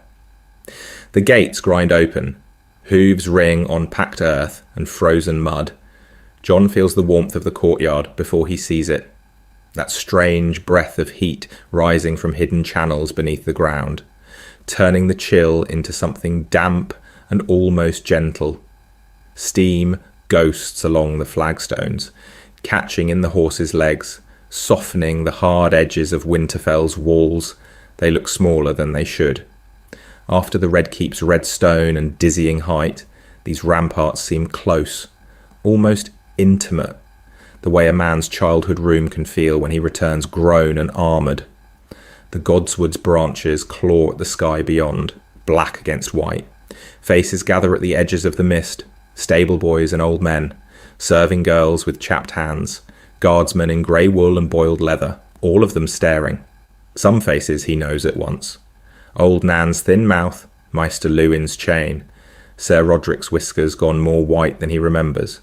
Others are newer, or simply harder to read now that he returns, not as Ned Stark's bastard, but as something else. Something with a wife at his side and a southern army at his back. He does not miss the way their eyes move from him to the Tyrell colours, to the polished armour and bright cloaks, to the gold that glints where Winterfell shows plain iron. Catelyn waits at the foot of the steps. Her cloak is dark blue, the fur at its collar rimed with frost, her back very straight. She has had days to prepare for this moment, to choose each word with the particular care of a man placing something fragile on a table. When she steps forward to greet Margaery, her courtesy is flawless. She speaks of welcome, of the honour of hosting the Lady of Highgarden, of the strength that comes when North and Reach stand together. Her eyes, when they briefly find Jon's, are another thing. There is no open cruelty there. Not now, not with half the North watching. But there is a tightness around the mouth, a strain in the way she shapes his new title. Lord Jon. The way important words can be both acknowledgement and reminder. Lord, but not Stark. Husband, but not son. Something in Jon's chest moves at the sound of it. He bows, measured, careful, feeling every gaze in the courtyard weigh the angle of his shoulders. He answers with the proper deference, offers thanks for her hospitality, names her Lady Stark with all the solemnity he can gather. He does not speak of the years of distance, of the nights in Winterfell's shadowed halls, when her silence was the loudest thing in the room. Around them, the bannermen watch. Great Jon Umber's booming laugh breaks out when he sees the Reach horses, but there is an edge to it, a testing. Glover, Tallheart, Serwyn, men who once clapped Jon on the shoulder, as they might any promising boy in Lord Stark's service, look again now and measure him like they would a rival commander. Some nod, impressed by the Tyrell retinue's order and the easy way Margaery smiles, how she holds the cold at bay with poise alone. Others mutter under their breath about southern flowers and northern snow, about the cost of feeding so many bright-cloaked men when winter presses closer. Margaery feels it. She rides through steam and stares with her chin high, her cloak of green and gold falling perfectly, her smile never quite slipping, yet her eyes are busy. She notes who bows too quickly and who barely inclines his head, who looks at her with curiosity and who with distrust. She understands, in the quiet, instinctive way she has always understood rooms, that Jon stands at the centre of a web of loyalties that does not yet know what to make of her. What does it mean, she wonders, to be queen in a place where the king is dead and the snow itself seems to rule? What does it mean to tie her fortunes to a man who is at once bastard and lord, both of the north and not of it? Jon feels the dissonance like a stone in his boot. This is home. The smell of wood smoke and wet wool, the sound of the yard, the distant rush of the hot springs beneath the earth. And yet every glance reminds him of the other truth. He is a political instrument now, a bridge between north and south, a choice made far away that will have to stand the test of this cold. He dismounts and offers Margaery his hand. She takes it, light but sure, and when her fingers close around his, there is a brief, shared understanding. If they are to survive here, they will have to learn the shape of every shadow in this courtyard, every old hurt and quiet hope. Above them, in one of the high windows, someone watches. The curtain shifts, just once, then stills. Not everyone in Winterfell is ready to welcome a rose, and not everyone who watches is content to let this new order stand. The next morning, Winterfell is not quite ready to love her, but it must at least make room. Dawn comes thin and grey, the kind of northern light that feels more like a hesitation than a beginning. Jon walks toward the godswood with his cloak drawn close, boots whispering over frost-hardened earth, and hears the softer, less certain tread behind him. Margaery's southern cloak is rich and finely sewn, but it is the wrong kind of warmth, more caught than winter, and the cold finds every gap in its stitching. The heart tree waits for them in the centre of the stillness. Red leaves hang motionless in the quiet air, each one edged with rime, so that the canopy seems half aflame, half frozen. The carved face is as it has always been, eyes bleeding sap that has darkened like old blood, mouth turned down in a sorrow that does not change for kings or bastards or brides. There is no incense, no sung prayer, only the faint sound of water beneath the thin ice of the pool, and the memory of old words spoken here until they wore grooves in the air. Jon stops within the circle of its gaze. He does not kneel, not at once. He stands the way a man stands before a father who has already judged him and found him wanting, yet keeps him near. When he speaks, the words come haltingly, as if each one has to be chosen with the particular care of a man placing something fragile on a table. He speaks of Ned's quiet presence at his side, of mornings spent watching his father's breath cloud in the cold as he prayed without spectacle or demand. He speaks of childhood games under these branches, wooden swords clacking while the red leaves fell around them like slow, thoughtful snow. He does not offer doctrine. For him, the old gods are a kind of watching, a sense that in this place every choice leaves a mark that cannot be sanded smooth. Something in Jon's chest moves when he realises he wants her to understand this, not as a courtesy between husband and wife, but as if her seeing this part of him might change the shape of the shadow he casts in this castle. Later, in another corner of Winterfell, Faith takes on a different shape. A small sept has been hastily prepared for Margaery and her retinue, tucked into a side hall that has never quite decided what it wishes to be. Candles fight the darkness with stubborn little flames. Painted icons of the Seven rest against stone that remembers only weirwood smoke and wolf howls. The room feels imported, not grown from the bones of the castle the way the godswood has grown into its heart. Here Margaery is less uncertain. She moves among the candles with practised ease, touching wick and wood, straightening an image of the mother, her fingers steady despite the cold. When she speaks of her gods, there is no fever in it. She speaks instead of stories, of the way important words can settle a frightened crowd, of how the mother's mercy and the warrior's strength give shape to the hopes of small folk who will never see a heart tree. She does not hide the calculation. The Seven are comfort and order, a language she can use in Highgarden's warm halls or King's Landing's dangerous streets. Yet, as she looks toward Jon, standing a little awkwardly near the door, she lets some of the steel fall from her voice. What if, she wonders aloud, there were vows that could be spoken beneath red leaves and before 7 candles? What if a lord could ask the old gods for witness and the seven for guidance, and no one need feel half-claimed? It is a pattern interrupt in the long history of North and South, a thought spoken softly in a cold room. Jon imagines Robb's men hearing oaths sworn in both names, the Reach's knights standing beneath the heart tree without quite knowing where to put their hands. There would be cost in it, of course. There is always cost when one world bends toward another.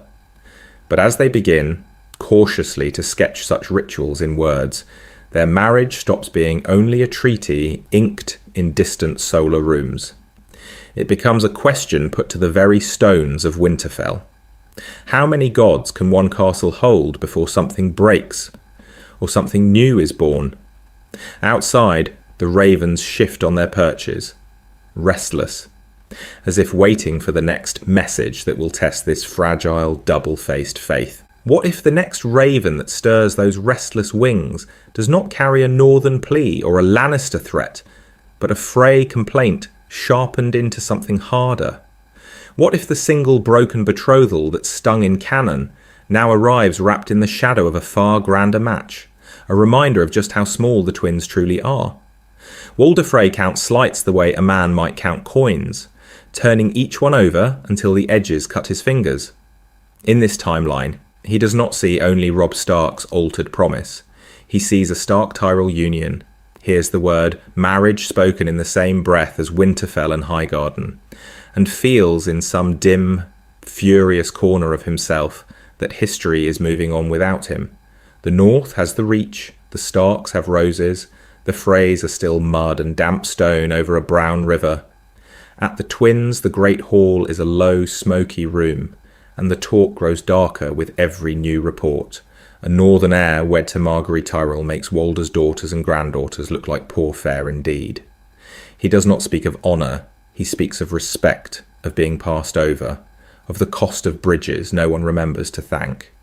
Each word lands with the particular care of a man placing something fragile on a table, only so he can smash it later. South, in the quiet chambers where Tywin Lannister thinks best, the calculations shift. In canon, the Freys are a tool he can spend without much fear. The Tyrells are bound to him by Joffrey's crown and Margaery's ambition. Here, the Reach is split in its loyalties, its grain and swords tied partly to the north through Jon. A massacre at a wedding might not only break Robb's rebellion, it might drive Olenna and Mace to look northward for protection, to pour food and gold into Winterfell instead of King's Landing. Tywin understands the way important words like alliance and betrayal echo through a realm already fraying at the edges. So does Olenna Tyrell. She has no patience for northern feuds over river crossings, but she cares very much about the stability of her granddaughter's new power base. A Stark-Tyrell marriage means her line now runs through snows and pines as well as vineyards and summer fields. She can send quiet loans to the Freys, promise matches for lesser Freys into minor Reach houses. Let Walder imagine his blood creeping south into better rooms. What if a single letter from Highgarden, folded around a generous sum, is enough to turn a planned slaughter into something else? Here the path divides. In one branch, the Red Wedding becomes a humiliation rather than a grave. Robb and his men are disarmed, mocked, perhaps held as bargaining pieces while songs are written about northern pride brought low under leaky rafters. In another, the darkness deepens. Tywin, fearing the North Reach axis more than he fears Tyrell anger, lets the knives fall anyway, and visiting Tyrell envoys are caught in the blood. Either way, Jon and Margaery's union ensures that when the music stops, the realm does not wake to the same morning. Somewhere between those branches, a raven lifts from a tower, carrying the next hard choice toward Winterfell. The raven finds him in the yard, as they so often do now, black wings cutting across a pale northern sky that has not yet decided whether it is autumn or already winter. Jon breaks the seal with the particular care of a man placing something fragile on a table, aware that every word from the south seems to arrive with a shadow folded inside it. Robb is not dead on this branch of the tale. Not yet. But the letter speaks of a battle gone wrong in the Riverlands, of wounds that will not close cleanly, of lords who begin to murmur in tents when they think the king cannot hear. It speaks of supply lines from the Reach that exist only because Margaery's brothers ride, and of bannermen who now say the quiet thing aloud, that a war this long will need more than one Stark to carry it. Jon stands very still as he reads.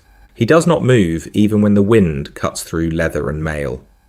The idea comes to him not as a proclamation, but as a slow, unwelcome understanding. The way a man realises the room has grown dark while he was looking at the fire. If Robb falls, if Robb is set aside, where will the North turn? To a boy Bran's age, to a girl in a southern cage, or to the Stark-blooded husband of a Tyrell rose who can feed their armies when the rivers freeze? The horror of it is quiet and total. Jon never wanted a crown. He barely wanted a name. For years his answer to the ache in his chest was a black cloak and the obliteration of self in vows of celibacy and service. To rule rather than ride in the shield wall feels on some deep, inarticulate level like a betrayal of the only honest part of him. What if the single decision that seemed so small, remaining at Winterfell instead of taking the Black, becomes the hinge upon which everything else turns? Margaery hears before he tells her. Of course she does. Whispers move through a camp faster than ravens. She comes to him in a lamplit room, smelling faintly of crushed roses and travel dust, and listens as he speaks of Robb's wounds, of restless lords, of the word king forming on northern tongues with his own name beside it. Something in Jon's chest moves when he sees that she is not surprised. She is afraid, and she is calculating. Both truths sit easily together on her face. A crown in the north, she says slowly, could be safer than the Iron Throne, less poisoned by old blood and southern games. The Reach knows hunger when trade is cut. The north knows starvation when winter comes. Joined, they could endure. Yet every step toward a northern crown paints a clearer target on his back and hers, invites Lannister steel, Frey treachery, or some new southern fire. The moral knot tightens around them. Can he refuse, knowing a weaker, crueler man might take the mantle and spend northern lives at a cheaper cost? What does it mean that a man who once meant never to father any child might now be asked to begin a dynasty, to turn love and duty into an inheritance of war? He sleeps little. He walks the walls. He watches the darkness beyond the torches and feels how small his choices are against it. When the next council is called, and the First Lord dares to say the words King in the North with the full weight important words carry, Jon must answer. What he says in that moment will decide whether the North remains a realm of oaths or becomes a realm of crowns. The words hang in the hall like breath in winter, and when they finally settle, it is not only Jon's answer that begins to shape the North. It is the presence at his side of a southern bride who knows the way important words can be dressed, softened, wrapped in garlands and song. Margaery's first feast in Winterfell is a kind of quiet rebellion against the stone and smoke. Spiced wines from the Reach steam in heavy northern cups, their scent of clove and citrus cutting through the usual ale and onion. Musicians from the south tune high, bright strings in a room used to drums and the low drone of pipes. Garlands of preserved flowers, pale ghosts of Highgarden's summer, hang along the rafters where wolf banners have always been enough. Some of the younger men and women look up with open delight. Others glance at one another, measuring the cost of enjoying too much colour beneath so much grey. Jon watches the way a man watches a fire that might warm or burn. He does not miss the muttered words about southern frippery, about how winter will come and strip all this away. Yet he also sees old Nan's thin fingers closing around a cup of Reach wine, sees the way her eyes close for a heartbeat, as if remembering a sunlit courtyard she has never stood in. Margaery moves through the hall with the particular care of a man placing something fragile on a table, though her hands are bare and her smile easy. She speaks of harvests with Manderley men, of ships and harbour chains, of how grain rots if the stone cellars are not properly vented. Lord Wyman, who had arrived wary and calculating, finds himself explaining the river currents at White Harbour the danger of ice floes, the shadow that a blockade from the south would cast over every northern table. Something in Jon's chest moves when he realises she has read the maps he left on his desk and remembered every inlet. Yet when she turns to quieter work, to the weaving of favours and secrets, the north resists. She invites the daughters of minor houses to her solar, offers them southern fabrics, warm words, small kindnesses. In the reach, a gift and a shared confidence would be the beginning of a thread she could pull later. Here a Glover girl laughs and says plainly that her father will not change his mind because of pretty cloth. A tall Hornwood widow listens, then replies that she has buried too many dead to speak lightly of oaths. The way important words sit in their mouths is different, heavy, unbending. Her informants bring her little beyond what is already spoken in the hall. Northern ladies gossip, but they do not forget. A careless word given today will be remembered in 10 winters. Subtlety slips on this ice. There are moments still when her charm finds purchase. A gruff Umber lord arrives bristling, suspicious of roses in a wolf's keep. He leaves an hour later almost gentle because she has stood in the yard and watched his daughter's swordplay without flinching or patronising, asking about their grips, their footwork, the cost of steel in such a long war. When she praises their form, it is in the language of respect, not novelty. Jon becomes slowly a kind of bridge. He explains to her why a Stark bannerman will take offence at a jest that would pass in Highgarden, why a man who has seen his fields burned will not be moved by talk of tourneys. He speaks of old wrongs and older promises, of how the North remembers. And in council, when eyes narrow at Margaery's suggestions, he answers first. He vouches for her concern for grain stores, for harbour defences, for the small folk who will starve first if they misjudge the coming winter. What if this is his true work, not the sword in his hand, but the translation on his tongue, turning rose-scented words into something a man of the Dreadfort or Deepwood Motte can hear without bristling? The pattern breaks one night when a storm batters the walls and the hall is nearly empty. No garlands, no music, just the low roar of the fire and the sound of rain. Margaery sits beside him in plain wool, her hands reddened by the cold, and asks almost lightly which world he will stand in when the next hard choice comes. The south that deals in petals and whispers, or the north that answers with iron and silence. He does not answer at once. He feels the darkness beyond the walls, the other war he has not yet named to her. Between them, on the table, lies a map of the north and a small carved rose. He looks at both and understands that soon he will not be allowed to hold them together in the same hand. What if every move the Lannisters made from this moment on had to curve, however slightly, around a northern bastard with a southern rose at his side? In the quiet of his solar, far from the music of any feast, Tywin Lannister considers that question the way a man might consider a wound that will not close. The reports are clear enough. Jon and Margaery are no longer ornaments on someone else's board. They are an axis, a line of understanding running from Winterfell's cold stones to the warm, crowded fields of the Reach. He does not waste words on outrage. He thinks of levers. So the letters begin. Courteous, spare, written with the particular care of a man placing something fragile on a table, while pretending it is nothing of the sort.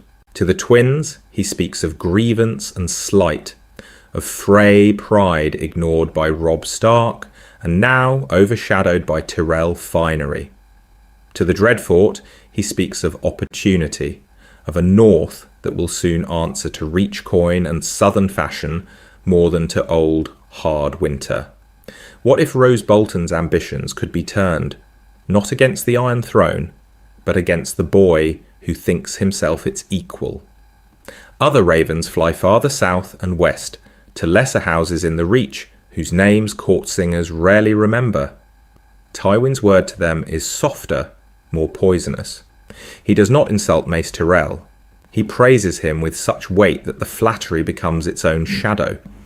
He hints at new grants of land, at trade protections, at a future in which the Reach's harvests travel north only if Highgarden remembers who truly won the war. The way important words are left unsaid matters more than the ink. At the same time, he tightens the realm's veins.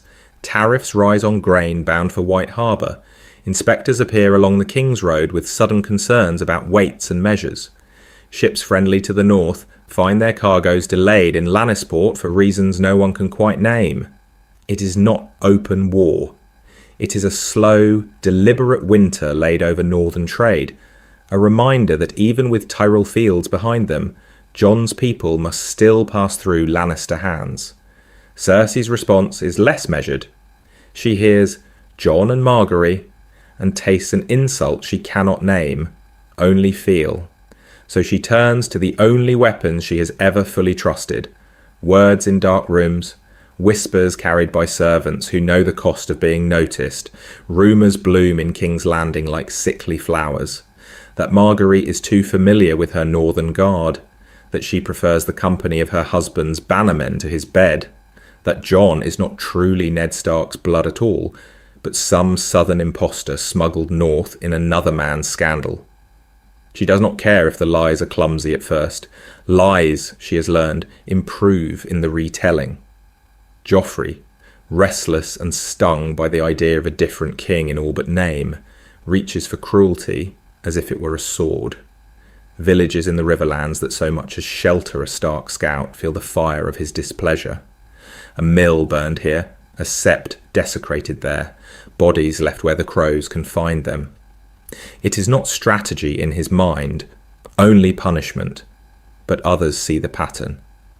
Drive the north to overreach, to scatter its strength defending every crying village, and somewhere Jon Snow will have to choose. Does he ride south to answer each outrage, or stay close to his new southern kin and the fragile alliance they represent? Something in Jon's chest moves each time a raven brings news of such reprisals, though he tries to keep his face still. He understands slowly that the Lannisters are no longer striking at banners or borders alone. Every order they give, every coin they spend, bends toward testing the seam where he and Margaery have been joined. How strong is that stitching? How much darkness can it bear? In King's Landing, Tywin watches the first reports come back. Frey replies that are a little too eager. Bolton answers that are a little too careful. Reach houses that begin to ask, in their own guarded way, whether Highgarden has given too much to this northern match. The game has not yet turned, but the board is no longer simple. And somewhere between the carved rose and the map of the north, Jon is beginning to feel that every choice he makes now will echo twice. Once in snow, once in silk. The next blow the Lannisters send will not be felt only on a battlefield. It will land at a wedding table, or in a crowded hall, or in the quiet of a bedchamber where trust itself is the only shield. What happens when that shield is the thing they decide to test? Trust becomes a battlefield long before any sword is drawn. If the next Lannister blow lands not only in steel but in a wedding room or a quiet bedchamber, then every campaign that follows is already altered. Every banner already stained by the shadow of that first intimate choice. So we come to Blackwater. In the true line of time, Tywin rides hard with the full strength of the Reach at his back, and the green fire on the river becomes the stage on which Lannister and Tyrell power consummate their alliance. Here, that is no longer certain. If Margaery is promised north, if Olenna has already measured Jon with the particular care of a man placing something fragile on a table, then the Reach's loyalties fray. What if the raven that summons Highgarden to war now carries two claims instead of one? What if the single decision to send a rose to Winterfell becomes the hinge upon which the Blackwater turns? Jon is not in that city, but his name is. His betrothal is. He does not yet understand how the way important words are arranged in distant rooms can drown men he will never meet. Margaery does. She speaks of neutrality, of keeping her father's ships in harbour, of Reach grain flowing to both sides under the cover of confusion. Perhaps Loras is held back with soft phrases about prudence. Perhaps only a token force rides to King's Landing, enough to claim they tried, not enough to break Stannis on the river. Without the full weight of the Reach, Stannis' fire and Davos's grim seamanship begin to tell. The wildfire still blooms, a sickly green against the darkness, but the final hammer blow may never fall. A narrower victory, a stalemate, or even a broken city with no clear king. Each outcome leaves the Lannisters weakened, their gold stretched thin, their need for Reach support more desperate than ever. And somewhere in the north, Jon reads a terse report and feels, without quite knowing why, that the cost of his future marriage is being tallied in southern corpses. Years later, if Ramsay Bolton still clings to Winterfell, the field is different, yet the pattern is the same. Jon's call for aid does not travel only from castle to castle in the snow. It rides south, down the King's Road, into halls where Margaery's word carries as much weight as any sword. The Wildlings answer, the northern houses answer, but so too do Reach knights in bright green and gold, their armour ill-suited to the killing cold, their purses heavy with Tyrell coin to hire hard-eyed sellswords from across the narrow sea. The image is almost wrong enough to be beautiful, rose banners and golden cups riding through a white blizzard, the dire wolf of Stark snapping above them, winter and summer stitched together on the same wind. Something in Jon's chest moves when he first sees it, this living proof that the world can be remade by quiet choices made years before in guarded rooms. Then the snow deepens. Men from the Mander freeze in their saddles. Southern horses break legs on hidden ice. Northern peasants watch these strangers die for a castle they have never seen without quite knowing whether to be grateful or resentful. The way a man from the Barrows mutters "foreign lords" under his breath is its own kind of wound. Jon counts the bodies after. He walks the lines in the half-light, faces rimed with frost, and understands that every alliance he forges drags more lives into his personal war. He speaks of necessary sacrifice when the lords gather, but the words taste like ash. He does not say the other thought that haunts him. If the dead come next, how many more southerners will he ask to die in snows they were never meant to see? And when the ravens fly again, not for Ramsay this time, but for a threat older than any house, who, exactly, will answer the North's call? The answer comes sooner than anyone in the South expects. The first raven is only words on a page, cramped and blotted by cold, stiff fingers at the wall, easy for a lord in a warm room to dismiss. A ruined ranging. Tracks in the snow that do not match any beast. A dead man whose wounds do not bleed. It sounds like the way a man speaks after too many nights without sleep. The second raven is worse. A small hard line in the middle of the letter where the hand changes, as if the quill passed from one man to another in haste. Eastwatch reports lights on the water, a cold fire that does not burn, and a storm that moves against the wind. Shadow on shadow, pressing south. The third is not a raven at all. It is a knot of wildlings at Winterfell's gates, half-starved, half-mad, some with children bound to their chests under crusted furs.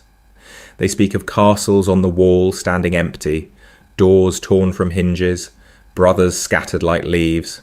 They speak of blue-eyed corpses that rise when the fire dies down. One of Jon's men drives a spear through a body that should be still, just to quiet an old woman's shaking. The corpse opens its eyes. He does not forget the sound in the yard when it happens. No one speaks. Even the horses shy and pull at their tethers, as if they know. What if this is only the first?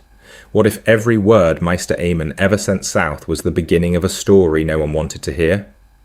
Jon moves as he always has, straight-backed, controlled, but something in Jon's chest moves in a way he cannot quite name.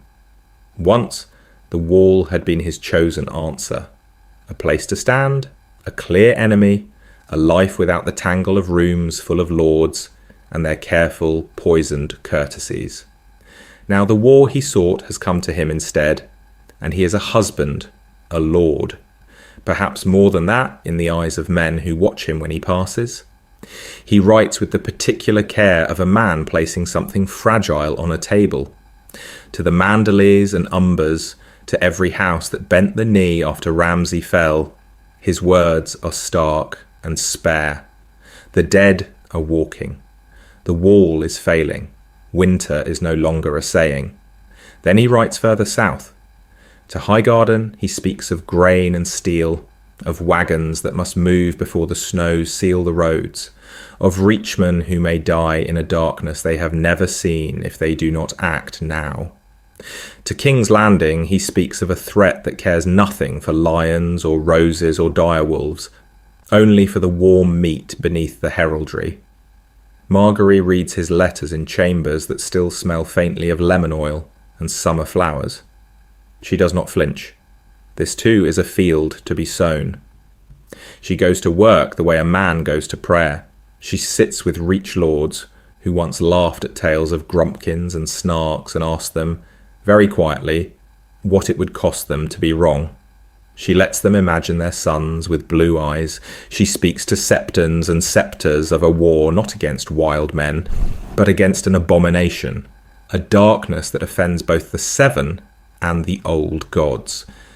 The way important words spread in a city is not through ravens, but through mouths, through whispers in septs and markets. She knows every path.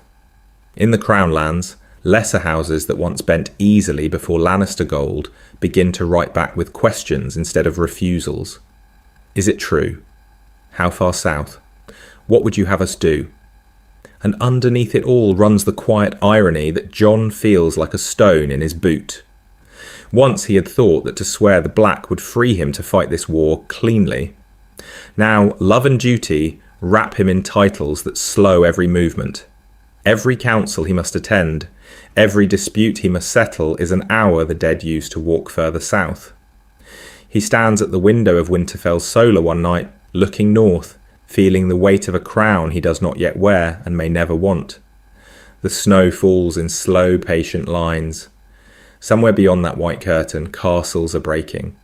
The next raven does not bring news of the wall at all. It brings a name from across the narrow sea, and with it, fire. The name crosses the narrow sea long before the dragons do. Not Lannister, not Baratheon, Stark and Tyrell. What if the first clear shape Daenerys Targaryen hears when she leans over a painted map of Westeros is not the red lion on gold, but a grey direwolf twined with a golden rose? What if the single marriage that once bound the Reach to King's Landing instead roots it in the snow? In Meereen's hot close council room, the word comes on the lips of merchants and exiles who speak of grain and gold with the same gravity they once reserved for kings. They speak of a young northern lord who would not bend to the boy on the Iron Throne, a man whose honour is repeated the way a man repeats a prayer in darkness, until it becomes a kind of shield. They speak of his southern bride, gracious and bright, who wins hearts the way a careful gardener wins a difficult garden, with patience and an understanding of what each plant needs to bloom. To Daenerys, starved for any proof that Westeros might still remember what a just ruler looks like, this Stark Tyrell knot is not merely gossip, it is a different centre of gravity, a rival sun to King's Landing's tarnished gleam. What if, instead of sailing straight to the capital to tear down Cersei's crumbling order stone by bloody stone? She pauses. Instead of seeing the north as a cold, distant province to be subdued after the lion is dealt with, she begins to imagine a meeting in some wind-swept hall where the old gods watch from the trees and new banners hang beside them. Jon does not think of himself as a rival to dragons. He stands in Winterfell's great hall beneath carved beams and weirwood faces, feeling the slow, patient weight of the north, and when the first serious word of Daenerys reaches him, it is carried not by a bard's song, but by a careful raven letter, folded with the particular care of a man placing something fragile on a table. Grain roots, fleet movements, 3 living dragons. Something in Jon's chest moves at that, not awe exactly. Recognition. Fire answering to winter. Margaery listens as the Maester reads. She hears the way important words sit between the lines. Conqueror, liberator, foreign. She understands more quickly than Jon that a queen with dragons will need friends who can translate her fire into something the lords of the Reach and Riverlands can bear to stand near. So the letters that follow are not demands, they are offers, edged with caution. He speaks of the dead in the snow and the cost of ignoring the far north. She answers with questions about law, mercy, grain. Between them, a shape begins to form, an alliance that might turn Daenerys from invader into guest. And then comes the other truth, quieter and more dangerous than dragons. Rhaegar, Lyanna, the blood in Jon's veins. If that name is spoken while Daenerys is still only ink on parchment, the room changes. Jon is no longer simply the Stark who married the Rose. He is, in some hard, undeniable way, dragon as well. What does Margaery become beside such a man? Queen of the North and of something older, stranger, that looks past her banners to a prophecy she was never taught to fear. She smiles him still. She does not yield her place. But in the shadow of that revelation, every choice tightens. Is she wife to a northern king, or consort to a Targaryen reborn? Can she be both without losing herself? The dragons have not yet crossed the sea. Already, the dance they will find waiting has changed. And when fire at last meets snow in the flesh, it will not be on the steps of the Red Keep. Fire will meet snow, yes, but long before dragon wings ever darken the sky, there is only a man and a woman learning how to share a room in winter. Their marriage does not begin with poetry.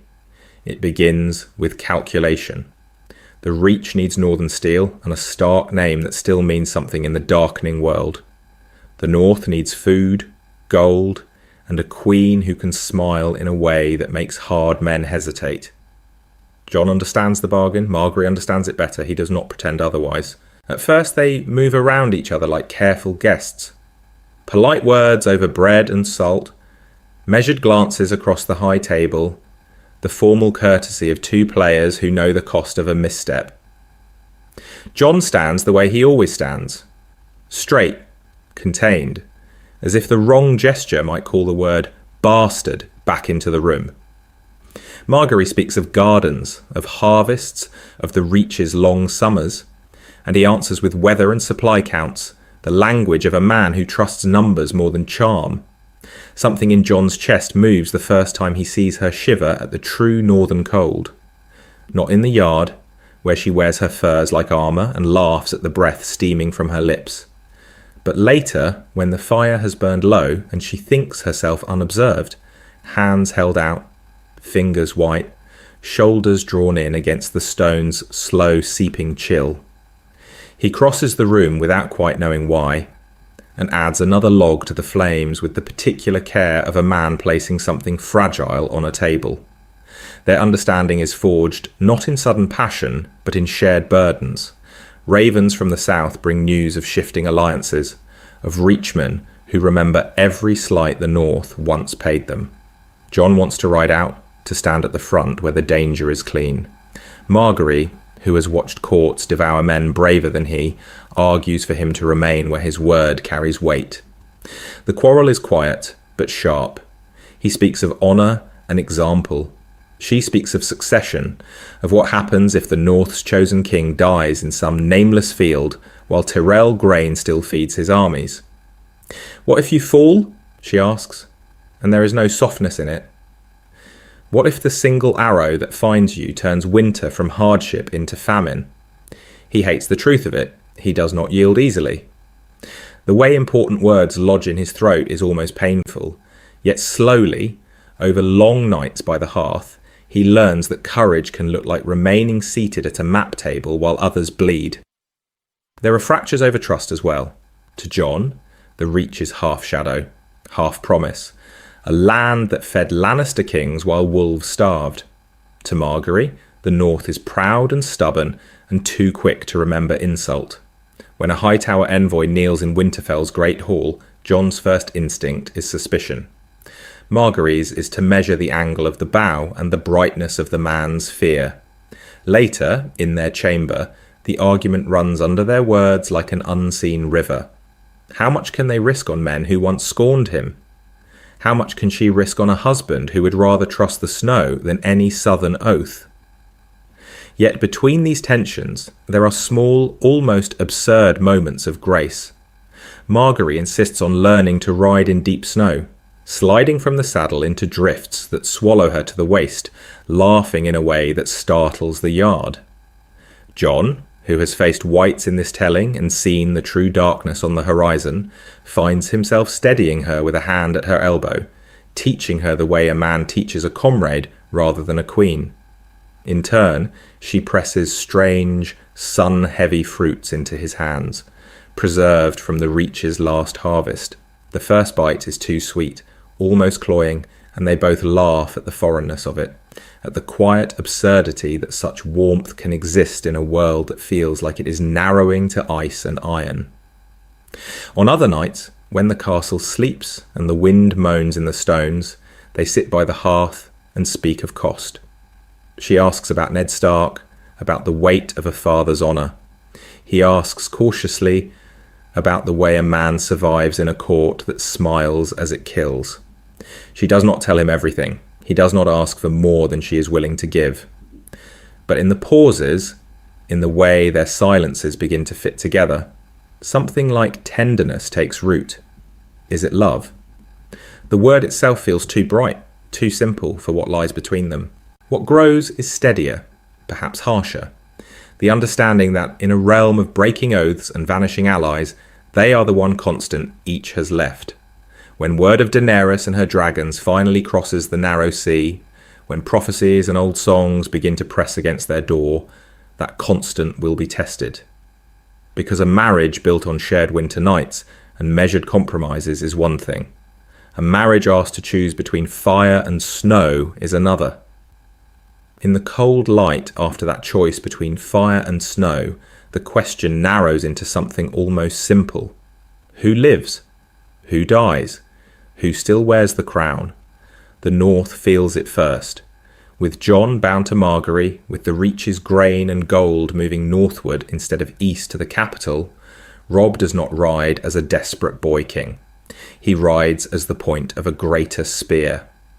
The Freys watch the Tyrell banners with a calculating unease, and the red wedding that once swallowed songs and oaths in a single night becomes, at most, a lesser treachery caught before it flowers. Walder may still reach for poison or daggers. He does not find a room unguarded by Tyrell men who understand the way a man thinks when he believes himself overlooked. So Robb Stark is very likely alive at the end of this war, scarred by winter and compromise, but breathing. So are more of his river lords, spared from the quiet cull that followed in canon. In the north, houses like the Hornwoods and Tallhearts lose sons, but they do not lose their names to Bolton knives. Rose's letters are opened with the particular care of a man placing something fragile on a table, and what lies between the lines is read in time. In the south, survival takes a different shape. Without Margaery and King's Landing, Cersei's long, spiralling dance with the Faith never quite reaches the same fever. There is no young, beloved Rose to threaten her place. No need to gather so much wildfire under the city that a single spark can erase a generation. Mace and Olenna, kept busy by northern roads and northern snows, are not in the sept when green fire blooms. They are not in truth near any wildfire at all. But the ledger does not tilt only toward mercy. Some deaths come earlier, quieter. A few Freys vanish on the road, their absence explained with soft words and hard smiles. Lesser Boltons fall in sudden skirmishes that never make it into songs. Even among the Lannisters, the cost changes. Kevan, perhaps, is drawn into a negotiated surrender rather than a late attempt to heal a broken court. He dies not by Varys's crossbow, but as a lord who has already signed away half his power. Tyrion's enemies in the capital find themselves starved of grain, of credit, of patience, and some simply fade. And the crown itself? Joffrey, without Tyrell support and without a northern bride to display, stands on a narrowing ledge. A coup is no longer unthinkable. A council of men who have learned the way important words can redirect a realm might decide that Tommen's soft hands are easier to guide, that a regency with Reach and North entwined is safer than a single cruel boy. Or perhaps the Iron Throne remains, but it is no longer the only centre. Power begins to pool in Winterfell's great hall, and in Highgarden's sunlit chambers, in the long tables where food is counted and ravens are sent. He does not say it aloud, but Jon comes to understand that the question of who wears the crown matters less than who keeps the realm alive. Something in Jon's chest moves when Margaery speaks of hungry small folk with the same gravity she gives to banners. When winter finally comes in truth, when the dead press against the living, it is that quiet shift that will decide more lives than any coronation. And yet, there is still one more reckoning to come. One more table where fire, snow and steel must all be weighed together. The room where that weighing is done is not a hall of black stone and wind. It is a chamber with carved roses on the chairs and a marriage bed in the corner. And Jon Snow stands in it, wearing green and gold instead of black. What if the man who was meant to vanish into the shadow of the wall is instead bound to land, to a wife, to a realm that insists on seeing his face? In the true history, Jon is the man in black, his very colour a kind of answer. The vows give him a narrow road. No wife, no children, no name that matters beyond the wall. He is defined by exile, by the clean, brutal simplicity of a duty that admits no rival. Here, his cloak is a lord's mantle. His sword is also a husband's promise. And duty is no longer a single line, but a knot. The way a man holds himself changes when every choice tugs on 10 different threads. His bastardy shifts shape with the road he has taken. In the south, his birth is a quiet scandal spoken of behind fans and goblets, a word that travels ahead of him into every room. He feels it in the way important words are offered to him with a pause. In the way older lords glance on, just once, at the curve of his mouth as if searching for Ned Stark's shadow. He does not mistake courtesy for acceptance. In the north, the thing is different. Winterfell remembers what he has done more than what he is. He rides at Robb's side, holds the line at a ford that should have broken, sits in council and speaks of grain and ravens with the particular care of a man placing something fragile on a table. Slowly, deeds and alliances start to matter more than the stain in his name, especially as hard men from the mountain clans and the Crannogs begin to look to him when the talk turns to war. Yet belonging remains a question with no simple answer. At the wall, he would have been one brother among many, his loneliness folded into a larger, shared hunger and cold. As lord, then king, he is always slightly apart, even from Margaery, because there are decisions he cannot share. When he chooses between sending Reach grain north or keeping it to steady the capital, whose eyes does he imagine when he closes his own? The small folks, his sisters, his wife's. Something in Jon's chest moves whenever the choice is between crown and the living, and he finds again and again that the crown is lighter. He will break his own heart to keep a word given in some dark corridor, will bear the cost of turning against allies if it means one more village survives the winter. The road to that decision no longer runs along frozen ramparts alone. It winds through council chambers, through the heat of a marriage bed gone cold with unspoken fears, through the firelit faces of lords who do not yet understand what is really coming. And when that darkness finally stands at the gates, when winter is no longer a word but a presence in the air, the question becomes simple again. What does a man like this do when every name, every banner and every promise must be set against the dead? He answers the darkness not only with steel, but with something quieter. 10 winters later, Winterfell breathes differently. The courtyards that once held only packed snow and training dummies now carry narrow beds of earth, low stone borders, holding back drifts, hardy herbs from the Reach coaxed to live beneath glass and oiled cloth. In the dead of winter, when the wind cuts like a word spoken in anger, there is still a thin thread of green, a reminder that not everything yields to cold. Margaery walks there sometimes with her cloak drawn tight, fingers brushing frost-stiff leaves as if greeting old friends. The change is not only in the soil. At harvest feasts, a northern drumbeat still marks the dancing, but now and then a southern melody winds through the room. A song of fields and summer rivers carried north on one woman's memory. Orphan boys in rough wool and girls with chapped hands sit near the back, cleaner than they might have been, fed more often than anyone loudly admits, their bread and blankets quietly bought with reach gold. Jon knows where the coin comes from. He does not speak of it at council unless the cost must be counted aloud. Some of the women of the north watch her with narrowed eyes even after a decade, seeing silk where she has long since learned to wear fur. To them, she remains a foreign rose, soft and scented, an ornament that somehow survived the first hard winter. Others study the way she moves through a crowded hall, the way a man might study the lie of a battlefield, noting how she listens longer than she speaks, how she lets silence stretch until the truth shows itself. They begin to understand that hospitality in her hands is not mere courtesy. It is a blade. In the solar, when the fire burns low and the children sleep, Jon sees it most clearly. Their son holds a wooden sword carved like a northern blade, but his lessons in letters include tales of the seven as well as the old god's wordless watching. Their daughter learns to ride in snow and to read maps of the Mander's gentle curves. Something in Jon's chest moves when he hears them argue over which gods hear more prayers.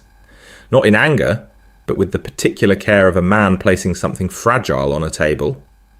What if they grow into people who see the realm not as a line of enemies at the border, but as a single, fragile house in a long winter? Margaery will never be the queen she was raised to be. No small folk in King's Landing chant her name beneath a red keep sky.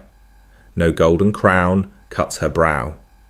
Yet here, her crown is woven from snow and rose petals and the lives that do not end in famine because a southern harvest was sent north. The wars that never quite start because a letter was worded more gently. The lords who lower their voices because she is in the room. The way important words travel now, they pass through Winterfell, not the capital. He speaks of her rarely in terms of power. When he does, it is to trusted men who have seen the dead and know the weight of every choice. They understand that the realm may be held together less by swords than by the quiet insistence of a woman who refused to see strangers as expendable. But there is a shadow at the edge of this peace.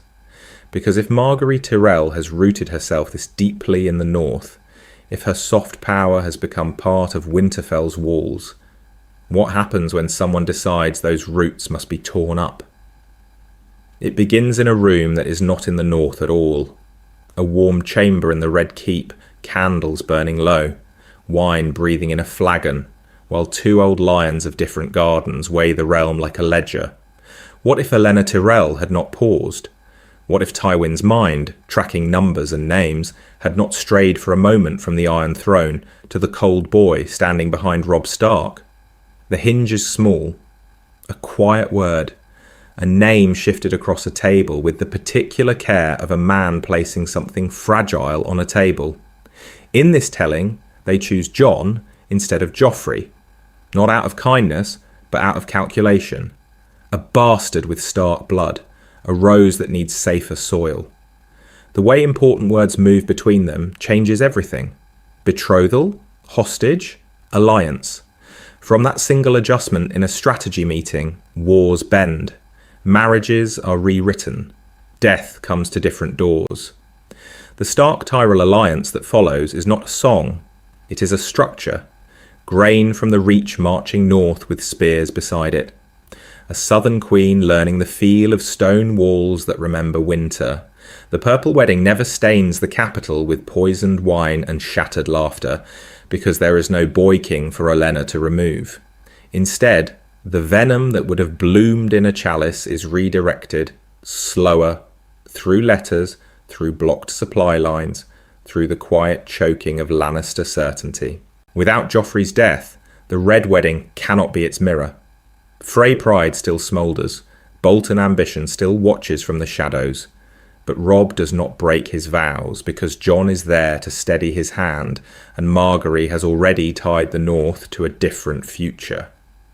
The slaughter at a feast becomes something else, a narrower betrayal, a contained cruelty, not the shattering of an entire people's faith. Far to the north, the war against the dead takes on a different shape. Jon is no longer Lord Commander, he is a lord among lords, dragging southern attention toward the wall by sheer insistence. He speaks of cold winds and blue eyes in rooms that smell of lemon and rose oil, and the Reach listens because its queen has frost in her hair now. The north is no longer a distant wall of ice in southern imagination, but a partner that can close its ports, withhold its grain, turn its new soft power towards survival. Yet the cost is written into their bones. Duty and desire never quite align. Jon gave up the wall for a marriage he did not choose, and some nights he lies awake and feels the old vows like a ghost on his tongue. Margaery surrendered the Iron Throne she once courted for a colder, more uncertain crown, and she counts the children she might have had in a different bed as carefully as she counts bannermen. He does not say he regrets it, neither does she. Something in Jon's chest moves when he watches her move through a hall of northern faces and be loved anyway. They find meaning in the lives they build, in the way a man learns to love the road he never meant to take. But this is not a perfect world, only a kinder arrangement of familiar losses. Fathers still die, brothers are still buried, the darkness still comes, and men still fail at the worst possible moment. All that changes is who stands where when the shadow falls, whose hand finds whose in the last, hard winter light. And if one quiet choice in a warm southern room could do all this, what might it yet demand when the realm remembers that roses too have thorns? So now the board is set, and you are standing in the quiet space between two Jon Snows. On one side, the cannon boy at the edge of the world, the brooding watcher on the wall, the lover who loses Ygritte to an arrow and to the cold, the reluctant king in the north who never truly asked to wear a crown. He does not speak much, this Jon, but when he does, the words come out like breath in winter air, visible for a moment and then gone into the darkness beyond the wall. On the other, this altered Jon, husband to Margaery Tyrell, bridge between snow and roses, a man who fights the same war from a different vantage, not from atop a frozen rampart, but from within a crowded room where every glance is a calculation.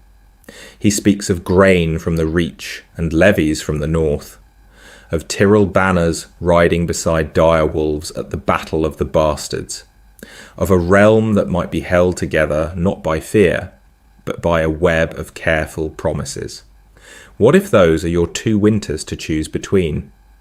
What if the single decision that seemed so small, a marriage contract signed in a warm southern chamber, becomes the hinge upon which Jon's entire understanding of duty turns? There is a cost either way.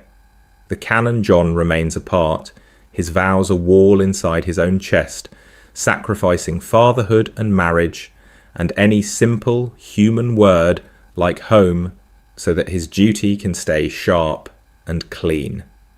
The way a man sharpens a sword, he knows he will one day fall upon.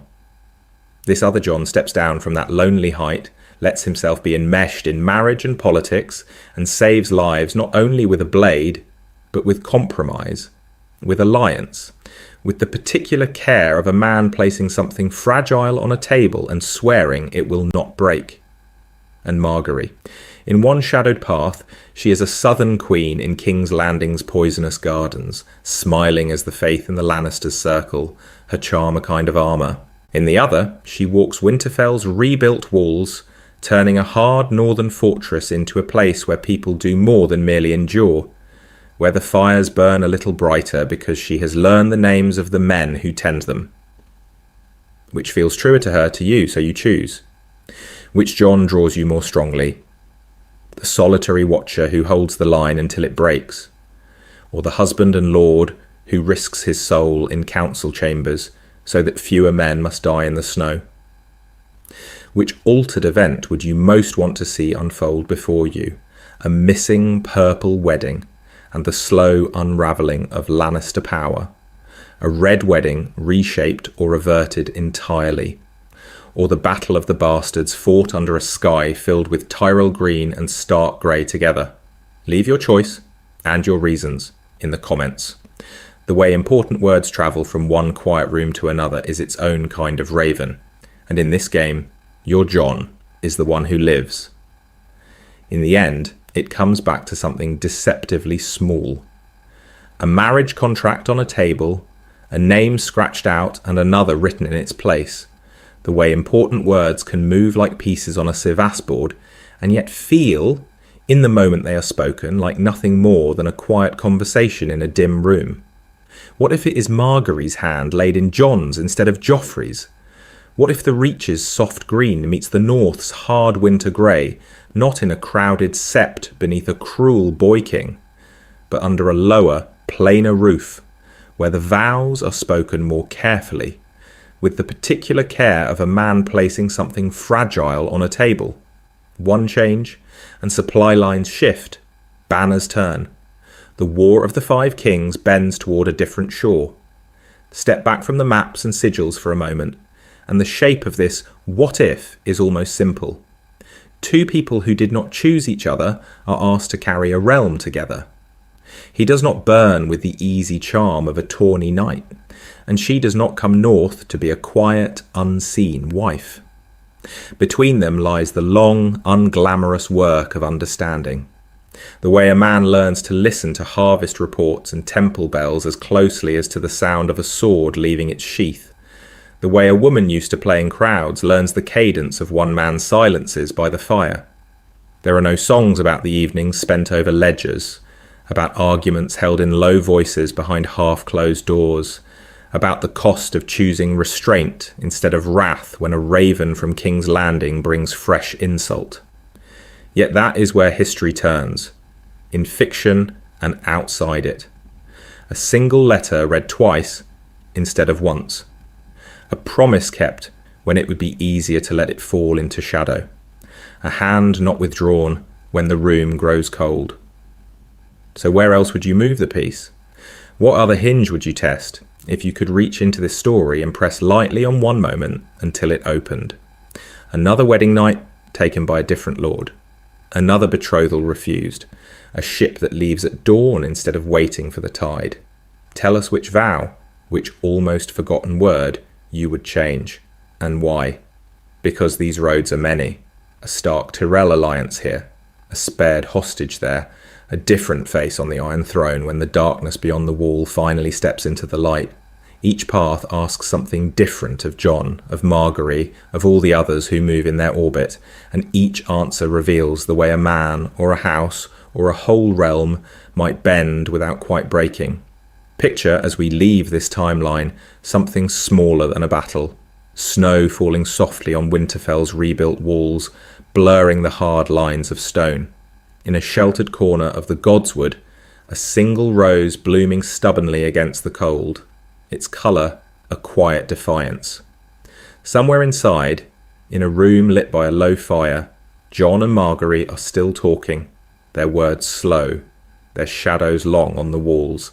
If you would like to keep walking these other roads to see where one more altered vow might lead, let us know. Like the video, subscribe to the channel, share it with someone who still turns these stories over in their hands. The next branch begins with a single choice, and we will be here at the crossroads, waiting.